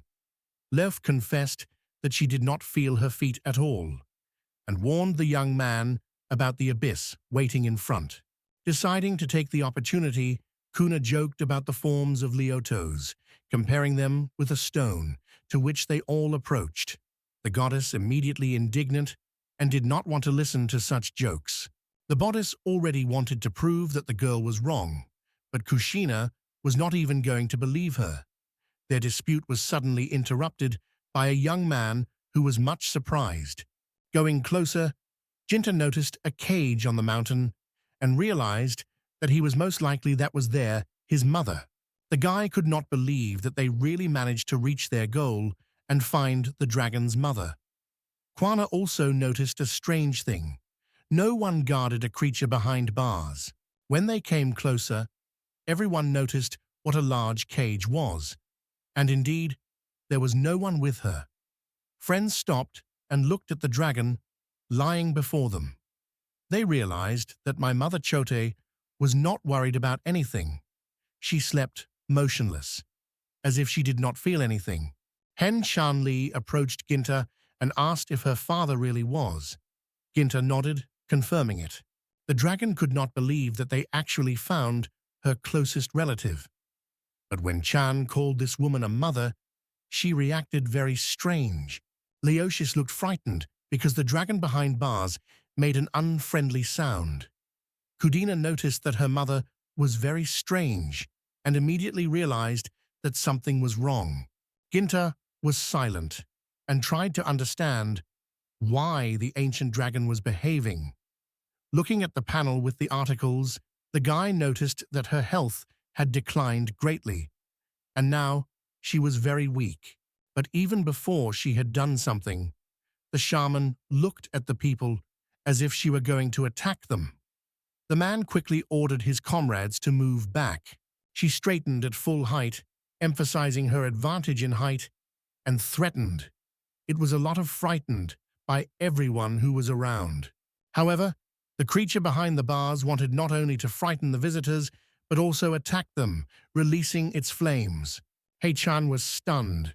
She could not believe that her own mother wanted her evil and her friends. Gentus was surprised by such behavior, but immediately grabbed the sword and had time to beat the blow. The dragon, although it was locked in the cage, still directed his fiery breathing directly to uninvited guests. The guy lifted the sword, and with the help of a dark flame, he beat the blow that was flying in their direction. Hitchan stood not far from her friends and watched her mother from not allowing anyone to approach her. Even with all his strength and sword, the young man was not easy to reflect such a powerful fire. Ginta was breathing hard and was all in sweat. He said it was very dangerous. He managed to repel the dragon's breath, but he still did not escape the injury. Seeing that the young man coped with the danger, the girls ran up to him and began to worry, asking if everything was fine with him. The bodice did not understand what had just happened. She did not know why Mom Shantz attacked them all. Ginta, looking carefully at the creation again, was again amazed at his condition. The guy explained that the senior dragon did not understand what he was doing. Her mind was blurred. The young man was convinced that even when she repeated something, she did not really realize her actions and did not remember what he was doing. Ginta suggested that the dragon, behind bars, was under something else, and if so, Leofa's purifying magic could help. The girl thought a little and agreed to try. Suddenly, one strong man with a cello appeared among the guards. He asked annoyedly what strangers were doing here. Ginta was surprised and wondered where these people came from. One of the angry men was rudely asked by strangers what they were doing here and who they were. Kubina decided to answer, and holding on to Gintu, said that they were fighters for justice and came to release the fire dragon from captivity. Then the Afafi, which was behind, noted that now is not the time for jokes. The man remained dissatisfied with such an answer and suggested that these people may have just been merchants who decided to steal the fire dragon. A guy was standing next to the signal for the attack. The Simnik said he recognized Gint at once because his appearance clearly issues who he was. Many seem to know this guy because he is always amazing. The cello asked who this guy was because he had never heard about him. One of the guards replied that it was a dangerous magician. The warrior continued his story and shared how his friends, who were in Koken, almost died because of him.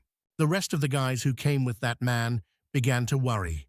Now, the young man was not alone. A dragon appeared near him, and he helped him. But then Cello urged everyone to calm down. The man, pointing to the rock, turned sharply and ordered his people to open the gate immediately to release the ancient dragon. However, Akichallo did it from good intentions. He reassured his guards and assured them not to be afraid of anything. After that, the man turned to the speech where the girl stood. Lady Meldus, the master of the monsters. Hearing who was behind this man, Ginta was surprised and just asked if it was really about the person they discussed. The bodice also did not understand whether this girl really was going to tame her mother, Hitchan's. The earth shuddered again, lifting clouds of dust. But this time, the case was not in someone's blow, but in the fact that the order of the man was executed. Shan's mother no longer wanted to attack anyone anymore. She just watched everyone around. The Jinn with his friends was stunned by what he saw. He did not expect her mom to be a huge dragon. Ken also noted that the adult dragon is much larger than their acquaintances. The man in his armor saw how scary the dragon looked, froze with horror, and could not hide his fear. Ginta looked at them and immediately realized that they were very afraid of Mom Hitchan. After shocked, Agatello remembered the girl in the mantle and exclaimed to her, Meldis had to help her. Meldis listened carefully and noticed that the man wanted to catch all the punishment of God. But Miss Monstrov did not have time to do anything because she was caught up with the fiery breath of Mama Hitchun. At this point, The cello, noticing it, shouted to the girl. Mrs. Meldeus was in a flame, and everyone around saw her body quite devoted fire. Some from the crowd began to shout loudly that water was urgently needed. Ginta and Kumenez, seeing what was happening, could not believe their eyes.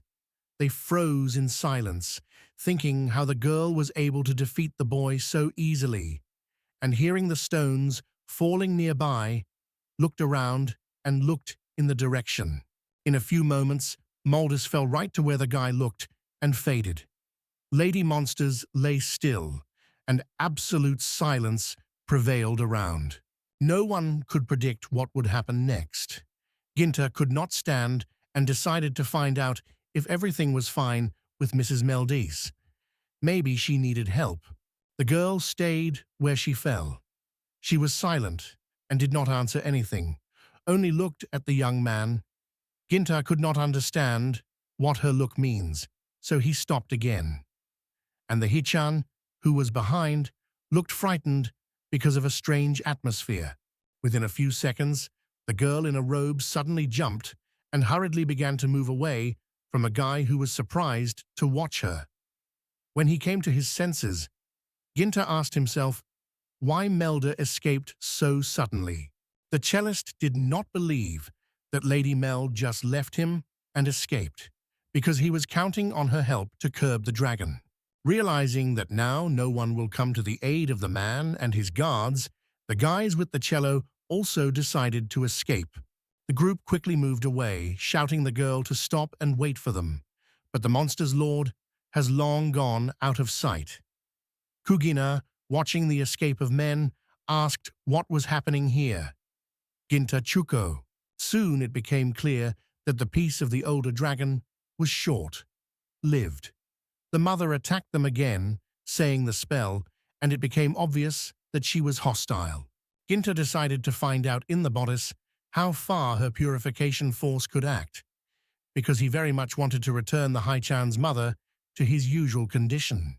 The girl thought for a moment, and then said that her magic works only at a distance of 3 to 4 meters. The guy himself suggested that the radius of action would be small. The young man thought that at such a small distance, the dragon would be able to attack his tail and claws, as well as a fiery breath. If the bodice gets very close, she will definitely not be able to survive. The man said he was too dangerous to be near his mother, so he asked to go and Kumen to go away. He also turned to Kumen to take care of the goddess. The girl with short hair did not understand why the guy did so she asked what he conceived. Ginta replied that at first he wanted to reassure his mother, Hitchans. The girls did not deny, and listened carefully to the boy. They sat down on the gentleman and moved in the opposite direction, remaining alive. Leof turned and looked back. She worried about him. The old dragon began to step on the boy, and without using a flame, attacked him with his large paws. Ginta reflected these attacks, but it was not easy for him. The old dragon cleverly evaded the blows and climbed into the sky when it was necessary to escape from the attack. Because of this, it was almost impossible to get into it. Ginta realized that an adult dragon, unlike the Hitchan, could fight not only on Earth, but also easily rise into the sky, and that testified to his mind. That is why the guy thought that his blows would not be able to get such an enemy. Suddenly, the guy began to twist around the guy, which lifted smoke next to him. He did not understand what was happening, so he raised his head up.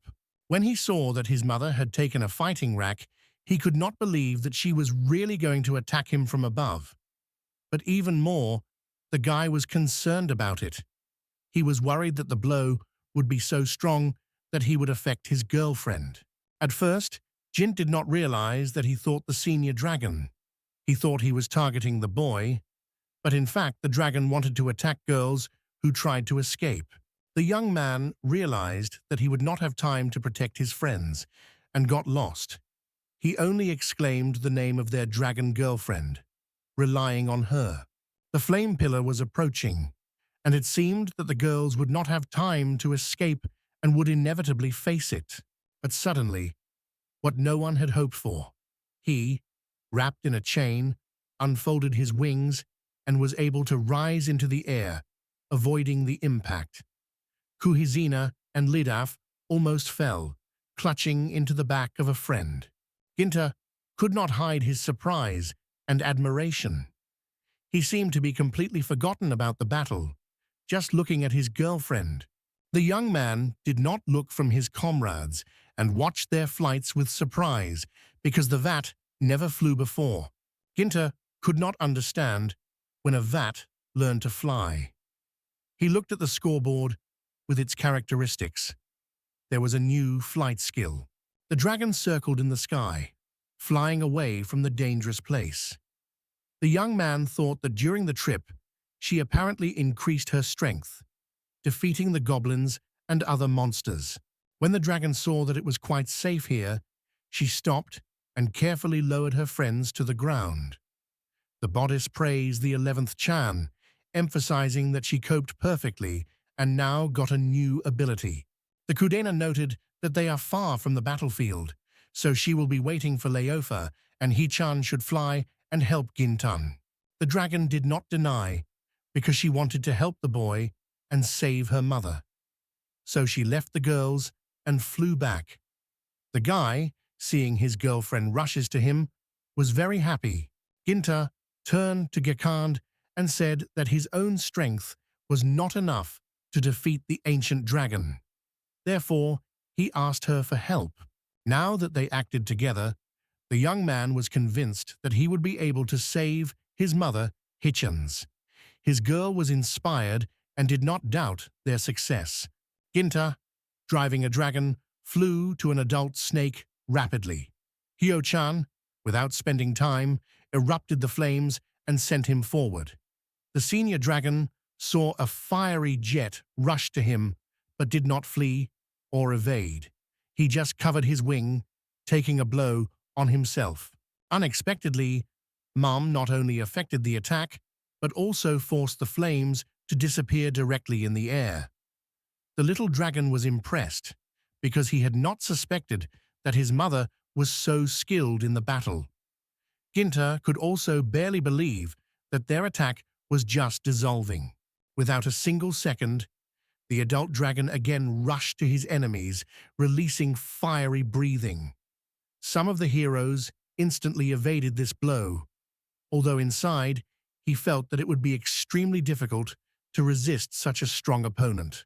Ginta suggested that he may also have a blessing skill, but his reflection was interrupted by the girl's voice. The young man was distracted and turned his head to the side, where the fire-brown flew from their rival, and worried. He realized that the attack was not on him again.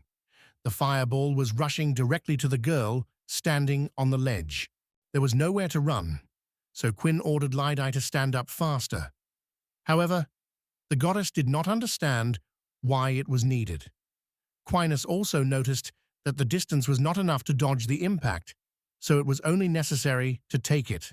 The girl was in a fighting rack and began to spell. She looked at the dragon confidently and shouted loudly so that he did not dare to underestimate her.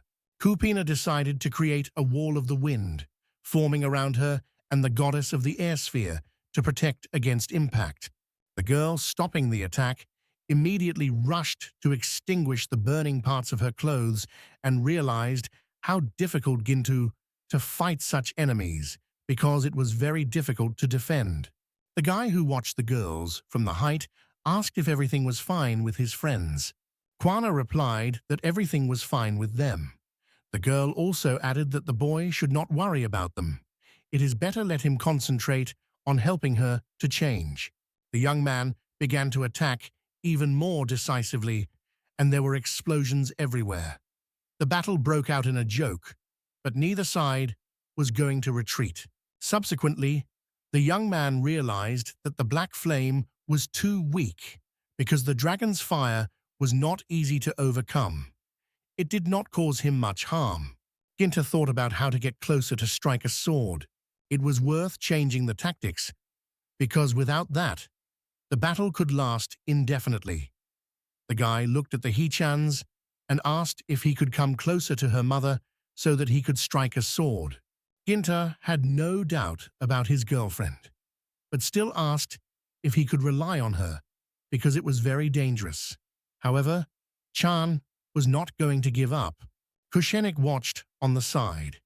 She noticed that her friends gradually began to get tired and move more slowly. Liaf also confessed that she had not been used to flying so long because it was still something new for her. The goddess thought that the Hitchan could hardly be able to evade her mother's attacks because they were completely different in force. Ginta tried to calm his girlfriend and supported her so that she did not seem. But the Hitchan was increasingly tired and spent a lot of effort to stay in the air. Mom seems not tired at all. She was already preparing for a new attack and went on the attack again and again. The young man decided to change tactics and try to attack the sword. He flew the enemy on the other side and boldly moved directly to the adult. The girls who watched what was happening on the battlefield were surprised when Ginta decided to fly straight to the break. Leaf noticed that they run the risk of approaching too close before the dragon shot them with flames. It's in vain. They will not have time. Mom, he used her strength and directed a fire attack not on girls, but directly on her daughter. Hai-chan took the whole blow on herself, and the tongues of the flames swept it. The bodice and Kennen, who monitored the development of events, were greatly worried. They realized that this attempt could do serious harm. However, then everyone, even adults, noticed that Ginta had a little chance. Once behind the adult's back, Ginta brought his sword and warned his mother, who spoke the spell, that it could hurt a little. The young man advised the old dragon to squeeze his teeth and hit the sword. It was the first blow to reach the goal. The young man was satisfied with himself because his plan worked. He did not intend to harm the dragon at all, but asked her to remain silent. The sword blade lightly touched the head of an adult creature, and Ginta assured that everything would be over soon, and his mother would surely feel better. The young man, hanging in the air, gathered all his strength and threw the body of the dragon down. The monster was gaping to the ground and could no longer attack it. He says that my mother is really fainted. The blow was very strong, but without it, cannot do. It is necessary for its future. Quinva and the bodice saw that the guy had now won, and were able to make sure that the adult would no longer attack them. However, the goddess was worried about their friend, because the great dragon managed to strike him. The goddess praised her girlfriend, saying that she was fine. Kuzina added that the flames were quite in vain, because both their girlfriend and her mother were fiery dragons. The young man noticed that fiery breathing, on the contrary, helped them. Thanks to him, they were able to hide and get into a place that the enemy did not see. Kutin, having learned about it, said that such a plan was really cunning. Ginta was glad that everything happened exactly as he hoped. He thanked his friend and noted that they were able to succeed thanks to her. The goddess said that now her turn to help her friends. She wanted to apply the magic of purification and healing to remove from censor all the bad consequences. The bodice was frightened and could not take advantage of her abilities, so she asked the comrades what was going on. Kuzina showed her hand the other way and told him to look there. The goddess realized that the shift began, and her fear only grew. Kujana suggested that he may have been the cause of Ginto, who fought with an adult dragon. The girls started panic. Some of them offered to flee immediately, and the other asked where to run, because the stones fell very quickly. The goddess thought a little and suggested to hide inside the sphere that Gint used to store things.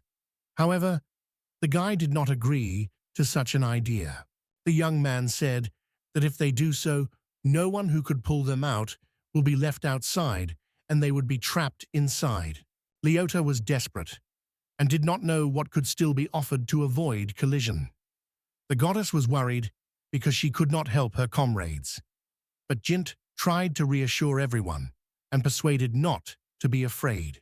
He added that he would be able to stop the rock if he uses his black flames. Quina was not so afraid, but asked if the boy's idea was real. He confirmed that it was possible, but advised her just to move away. Ginta created a magical sphere around him and put a sword forward, focusing even more for his reception. He understood that if he is now, everything may not go, and it will be really scary. The young man was gaining more energy.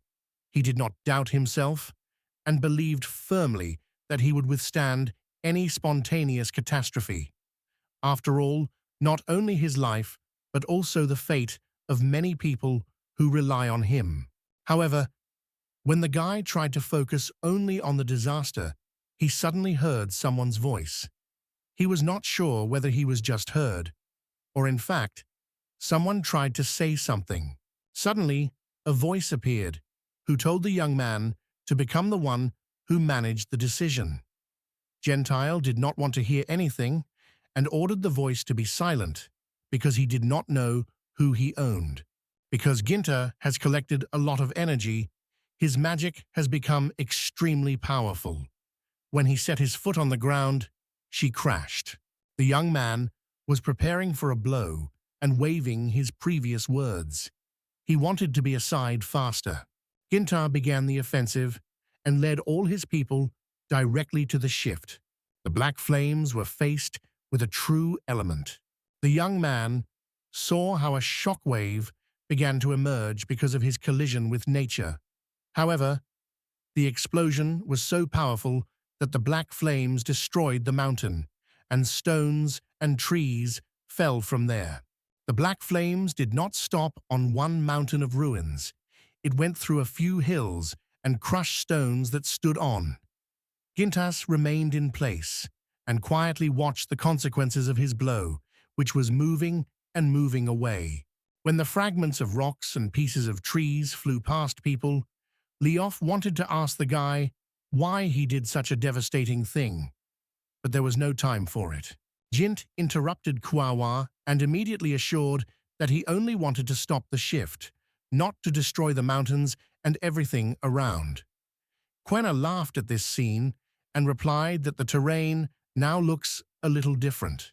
When the danger passed and everyone calmed down, Ginta dared to ask the goddess how his mother feels.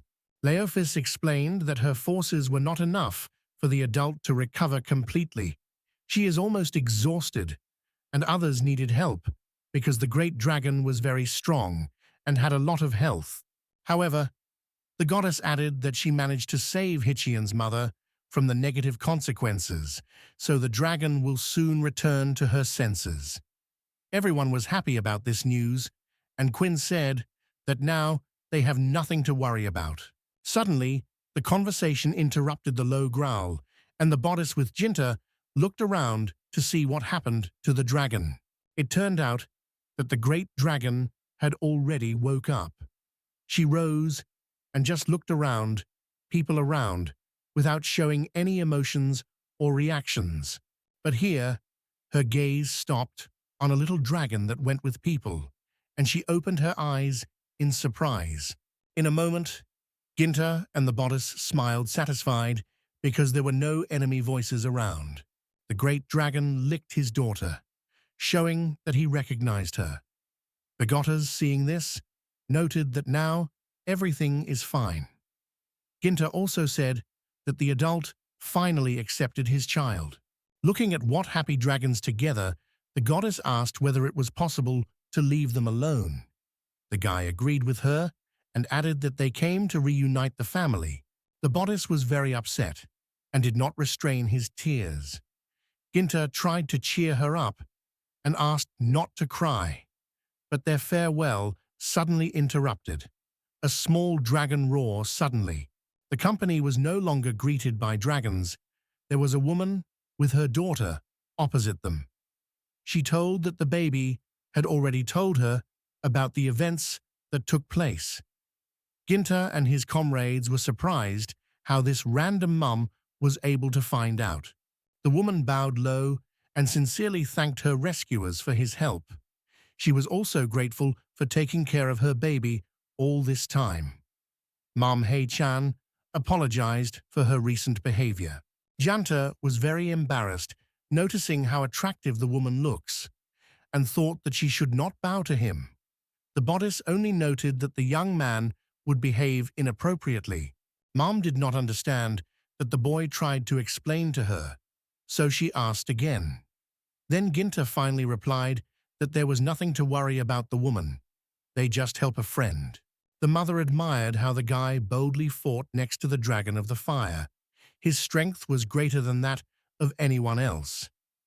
The woman also admitted that she was happy because her daughter was familiar with such a brave warrior. Gentile replied that it would be wrong to claim that he was only taking care of the Hitchan. The young man was modest and difficult to perceive praise. The young guy said that even when the Hitchan was still a small dragon, she helped them all many times. Kusina and Lidaf were embarrassed by Ginta's words, but he did not stop and added that the Hitchan is a very good girl. The guy decided not to delay and said that now the further care of the Hitchan lies on her mother's shoulders. After all, it is best for children to be near their parents. Hitchan was completely surprised by these words, and it seems a little lost. The girl expressed her dissatisfaction through this decision. However, Ginta began to explain to her that they had agreed from the beginning. The mother listened closely to what the young man was saying. He continued and explained that when they find the girl's parents, they would leave her with them because she can no longer be far from her mother. At first the girl thought, and then remembered that there was really such a conversation. She remembered her meeting with the bodice and how Ginta promised to help her find her parents. The young man tried to explain the girl gently that apparently their roads are here. After all, they have already achieved a common goal. Liaf was moved to tears, and tears appeared in her eyes. The girl sincerely thanked her friend for allowing her to fly with her. The goddess also hoped that Lidafa and her mum would all be fine, because now they are together again. Kukina also said goodbye to the girl, thanked her for the battle, and wished all the best ahead. And Ginta expressed his hope that Chain would become as powerful as her mother. She, sitting on her mother's shoulders in shackles, listened to all words of support and gratitude from her friends and could not hold back tears. She was deeply moving the caring she showed her. Gint smiled last, looking into the sky after the great dragon that flew. He was glad for the girl because she finally found her family. A fishing rod was lowered into the water. The young man who belonged to this fishing rod was upset because he could not catch any fish. A week has passed after he helped Chan find her mum. The young man sat on a small wooden pier near the lake and looked thoughtfully at the water. He didn't understand what to do next. Kukina approached the young man and called him, reporting that the dinner was ready. Ginta turned and was surprised how quickly everything was prepared. When they came home, Leof was already in the kitchen and cooking dinner. Smiling, she reported that the fish had already been cooking. Ginta began to taste the dishes that stood on the table and thought that although the bodice did not look like an experienced cook, she managed to prepare a truly delicious dinner. His words were surprised by the girl. The goddess warned them, if they do not quickly go shopping, the game will end. The guy did not understand what the girl was in mind, so he asked what she was talking about. But then it turned out that Gentag just didn't want to go shopping. He sighed heavily and said that the road to the city would take him about the south. Kugina added that if they had gone with the Hitchan, everything would be much faster. The bodice repeated the name of the girl who lived with them a week ago, and from surprise, she dropped the kitchen appliance into a plate. Ginta with Kumin was a little confused and did not even notice that their words could touch a girl who sat opposite. The bodice could not restrain his tears, and when blushing, wept. The goddess did not forget about this girl, and when she was mentioned, the bodice was very angry. The bodice wept loudly, shouting the name of the girlfriend, and the young guy asked in surprise why she reacts so much. Does she miss her so much? Kubina approached the goddess and gently stroked her on her head, trying to reassure her. The young man expressed his opinion that in the last few days she has become calmer. However, Ginta understood her feelings well. Recalling how the girls were talking to each other, it was evident that Leof was very attached to the Hitchan. She could not get used to the fact that the girl is not with them now, but she lives with her mother. Looking at the cinema, the guy thought that the girl was feeling the same, although she did not show it. In fact, Ginta was incredibly sad for the girl. However, they both realized that they did the right thing, leaving her with her mother. Ginta went to bed and said that if they are going to the city tomorrow, you need to sleep well. But he was surprised that the blanket was too warm because he just lay down. At first, he thought that one of the girls put a bottle of hot water in his bed, but it turned out to be a bowl. The young man lifted her and looked carefully. When Ginta calmed down, he planted a girl between his feet and decided to get ready for sleep. The young man covered himself and his girlfriend with a blanket and thought only about what kind of heat. Only later did Ginta realize that something was wrong and opened his eyes with surprise. He exclaimed the girl's name to make sure she was really. The guy immediately asked why she was here and why it appeared right now. Hitchan replied, remembering that Ginta had previously told her that this house was also belonging to her. The girl was so sad for her friends that she decided to return to their common house. She just wanted to be near them again. Gin understood her, but it was still unusual to hear it. She now has a home where she will live with her mother. The young man began to explain that no matter how much they were with the bodice and Quinn, they would never be able to replace her mother with this girl. But it seems that the Hitchan did not need it. She said they were just friends because she did not look for replacing her mother. Hitchan said she remembers every moment he was spent together. They ate, slept, even fighting side by side. She was aware that her friends were people, and she is a dragon, so she did not let her heart let go. The girl turned to the audience and asked quietly if she could stay with them, even if she was not a person. The young man smiled, rejoicing in such a genuine confession. He was well aware that the four had already been associated with a real friendship, so he did not deny if a small dragon appeared among them. The guy agreed, and it was very happy about the girl. Her cheeks blushed a little, and she leaned to hug a friend. Finally, Kuchina and Liaf went to his room. They woke up because of the noise that came from the room of Ginta, and now they saw that their friend was next to them. Everyone shouted joyfully and greeted Avat, glad that she finally returned home after a week of separation. The goddess was already lying on the girl, hugging her firmly. Tears appeared on her face again. This time, these were tears of happiness. She finally dared to say that she was endlessly rejoicing in his return home. The girl also decided to share that her mother told her if she wanted to live among people, she has a lot to learn. Meanwhile, the bodice continued to cry, and Ginta tried to reassure her. He continued and said that that is why she was training hard to get home to her friends. The man praised the girl, noting that she did a great deal with her task. He added that her mother was constantly praising Gint because she saw how well he took care of the girl. The woman also said that the guy sincerely loves Hell. The girl was a little embarrassed and completed her story with words that her mother once said. After all, she and Gint will be together, and they will appear eggs from which their children will be born. The young man was silent, and did not know what to answer it. Kuzina laughed and noted that Hitchans were very brave. However, the young guy disagreed with the opinion of the dragon's mother at all, and the bodice was full of shock from Herd.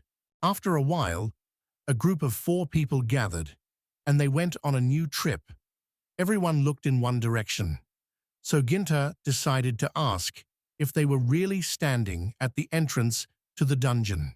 The place in which they found themselves looked neglected. There were broken columns and fallen trees around. The young man thought that they managed to get to this dungeon faster than he expected. Afa was not delighted with where she was and asked why they were looking for some products for the store at all. Ginta replied that they had no other choice after the Hitchani returned home. All together decided to go shopping in the city.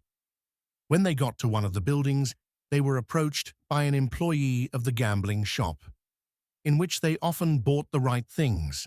The girl returned to the boy and informed that she had a proposal for him to collect rare artifacts. For this, she promised a special reward will be waiting for him. The employee explained that there were fewer products for their store now, so there were almost no visitors left. In such circumstances, it became difficult to work. The young man looked around and agreed with these words. The young man thought that he may have been brought up with his comrades, but he was told that it was not. The girl said that a strong explosion was recently in their warehouse, which destroyed a lot of goods. The guy was surprised, because such an explosion could not happen just.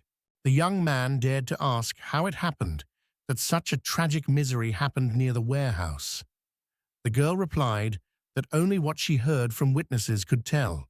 The employee added that a huge flame ball that flew from the mountains directly hit. Ginta and friends immediately guessed what explosion was talking about. The girl, with anxiety in her voice, added that there were no people in the composition, so no one was injured. However, no product was saved from the fire. The employee also said that now there was no way in the store to hire experienced specialists. Therefore, all hope was only a boy because he was strong and honest. Ginta agreed. He promised to help, and it was so surprised by the gambling worker that he did not even believe. While in the room, the guy remembered why they gathered at the entrance to the dungeon and confessed everything that happened was his fault. Ginta thought that since the dungeon is near the city, there was probably nothing valuable in it, because many people already had time to visit him. Leof tried to encourage friends and said she heard about the 7th deepest floor of this dungeon. It seemed to her it only means that no one has dared to go down and find out what was hidden there. Kutina asked where the goddess knows it. The bodice did not tell how she learned this information and just answered that she knew it because she was a goddess. Huzina did not understand what the girl meant. However, the goddess did not go into details, but simply asked her to believe that there was something else under the 7th floor. Kun, noting something suspicious in front, tried to warn the girl of danger. The goddess was confused and suddenly began to fall into a void that suddenly appeared under her feet. Ginta managed to grab the lying for his waist and pull it to her legs while holding her legs. He dropped the girl back without letting her fall and asked to be careful. Ginta looked carefully at the girl and asked if she was fine with her. The bodice was a little confused, but assured that she was okay. Then Ginta warned her that the dungeon should always remain vigilant. The girl immediately agreed with him and apologized. He noticed it. He said that she was jealous of the bodice because the guy was very worried about the goddess. The girl asked in Kushina if she would save Gint and her if she also fell into a pit like a bodice. But Kushina replied that this makes no sense because the dragon could fly. Walking a little more forward, the company stopped near one of the rooms. The young man read the sign and reported that they were on the 7th floor. Hell, he asked where to move on, because it seems that there is nowhere to go. The young man exhaled and said that there were not only treasures here, but also no monsters. In general, the place seemed suspiciously empty. He also noted that it should be a descent mine, so it is worth looking more carefully. The girl asked to look at something. Ginta wondered what she found. There was a movie near the wall, which had some inscriptions. The girl could not figure out what was written on the wall, because the text was the ancient language of spirits. Lidaf confirmed this, and with interest began to consider the inscriptions in front of them. The kitchen asked in the goddess if the girl could read the written, and the conversation interrupted Gint. He came closer to look at the inscription himself. The guy seemed to understand something. Just looking at these lines, after reading the instructions on the wall, the guy shook his head, as if looking for something.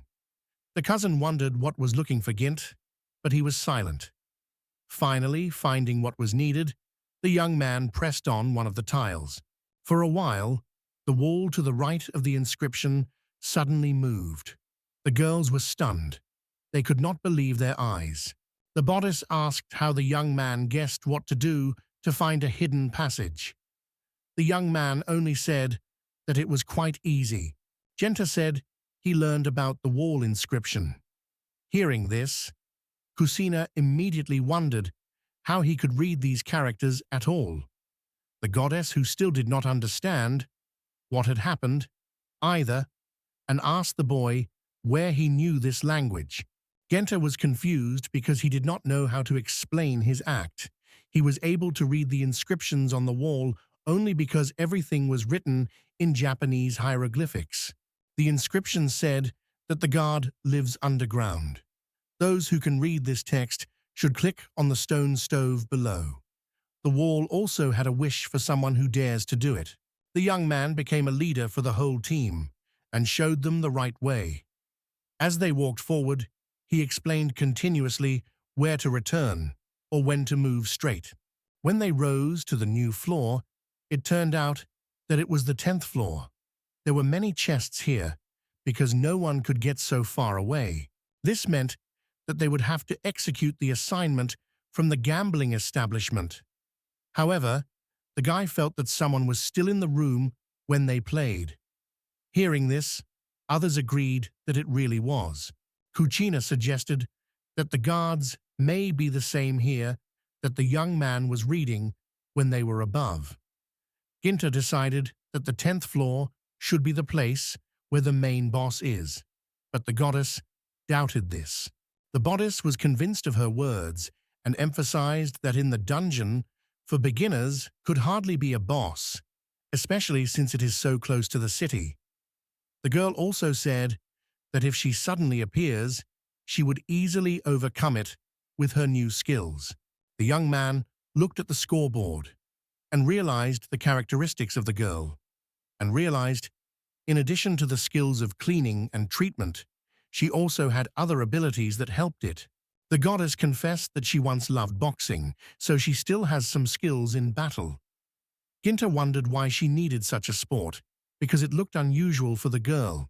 Layoff did not talk about her hobby in detail, and just said she wanted to do him further. Then the guy wondered if she managed to achieve what she expected.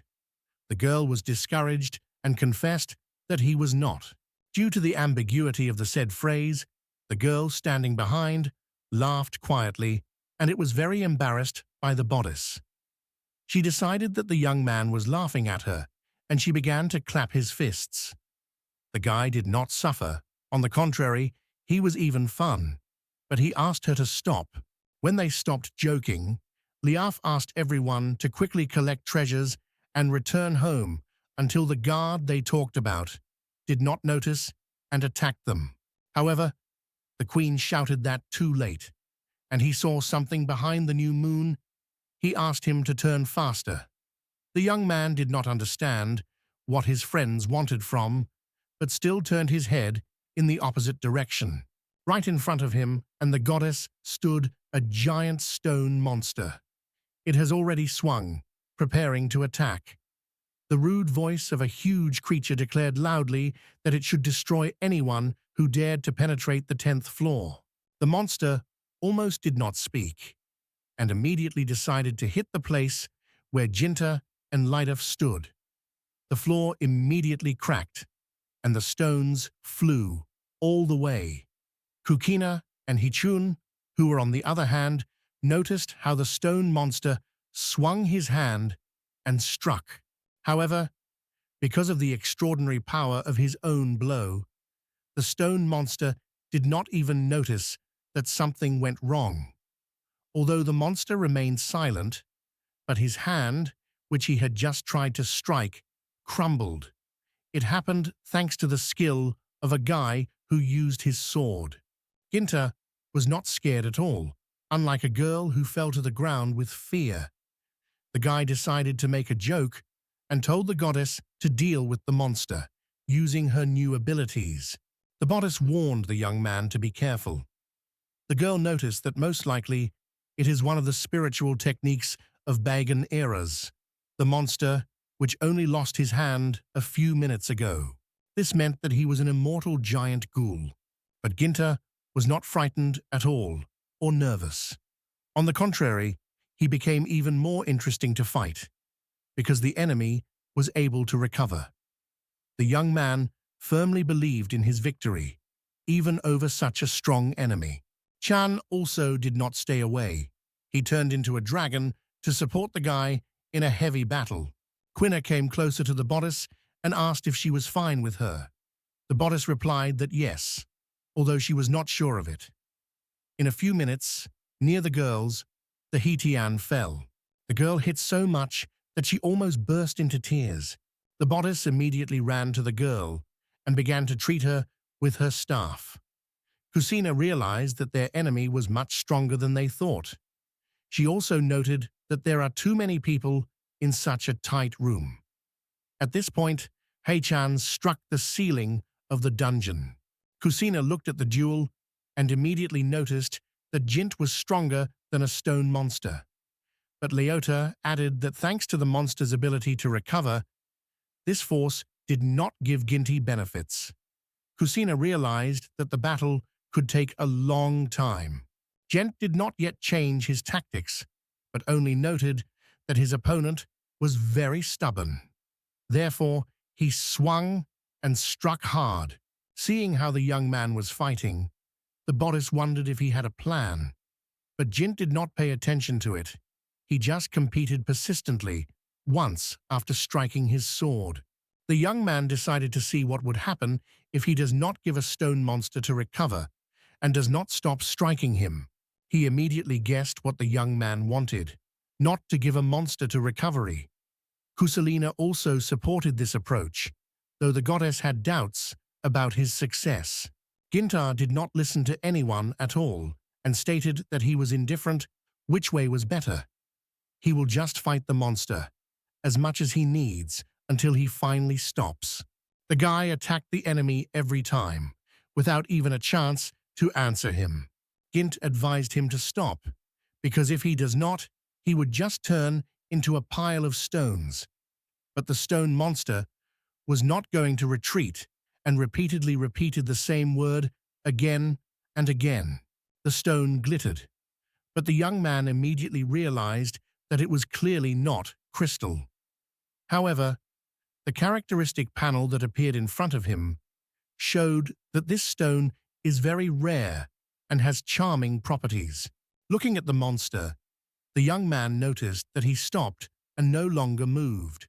He suggested that the stone he pulled was the source of his energy, and when he heard it, the Kwana was very surprised.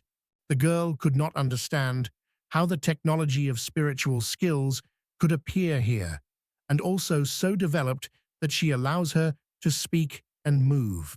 Ginta wondered that it was a spiritual craft. Liaf explained that everything is simple here. Such tools and devices create the spirits themselves. It is said that for a long time, people, spirits, and other races have united to oppose the horrific deity together that gave fear to the whole world. Then the earth gave birth to the golems so that they would help fight evil. The stone, found by the guy, turned out to be truly charming and made it possible to control the monsters. Ancient records argued that such stones also add strength. Ginta wondered what kind of inscriptions he was talking about. He suggested that they were the inscriptions that he read here, including the one that was inside the stone gate. Leof saw that the young man decided to climb inside the monster and was very worried about him, but the guy reassured her, saying that he had a plan. The young man with a knife cleared the place where the stones lay and looked carefully at the sign. Then he took a magic stone, put it on a cleared area, and contacting a monster, ordered him to wake up. The stone monster really came to life. The stone worked, as they were told, and gave the monster. Leof doubted whether they did the right, because the goal began to recover again. But the guy assured that everything is under control. The young man decided to try to give the golem an order and see if he would fulfill him. Ginta ordered the monster to pick up the forge and raise it as much as possible. The girl did not like it at all. Ghoul silently obeyed the order. However, later the monster still obeyed and gently lifted the girl in her arms. Quinn was stunned by what he saw.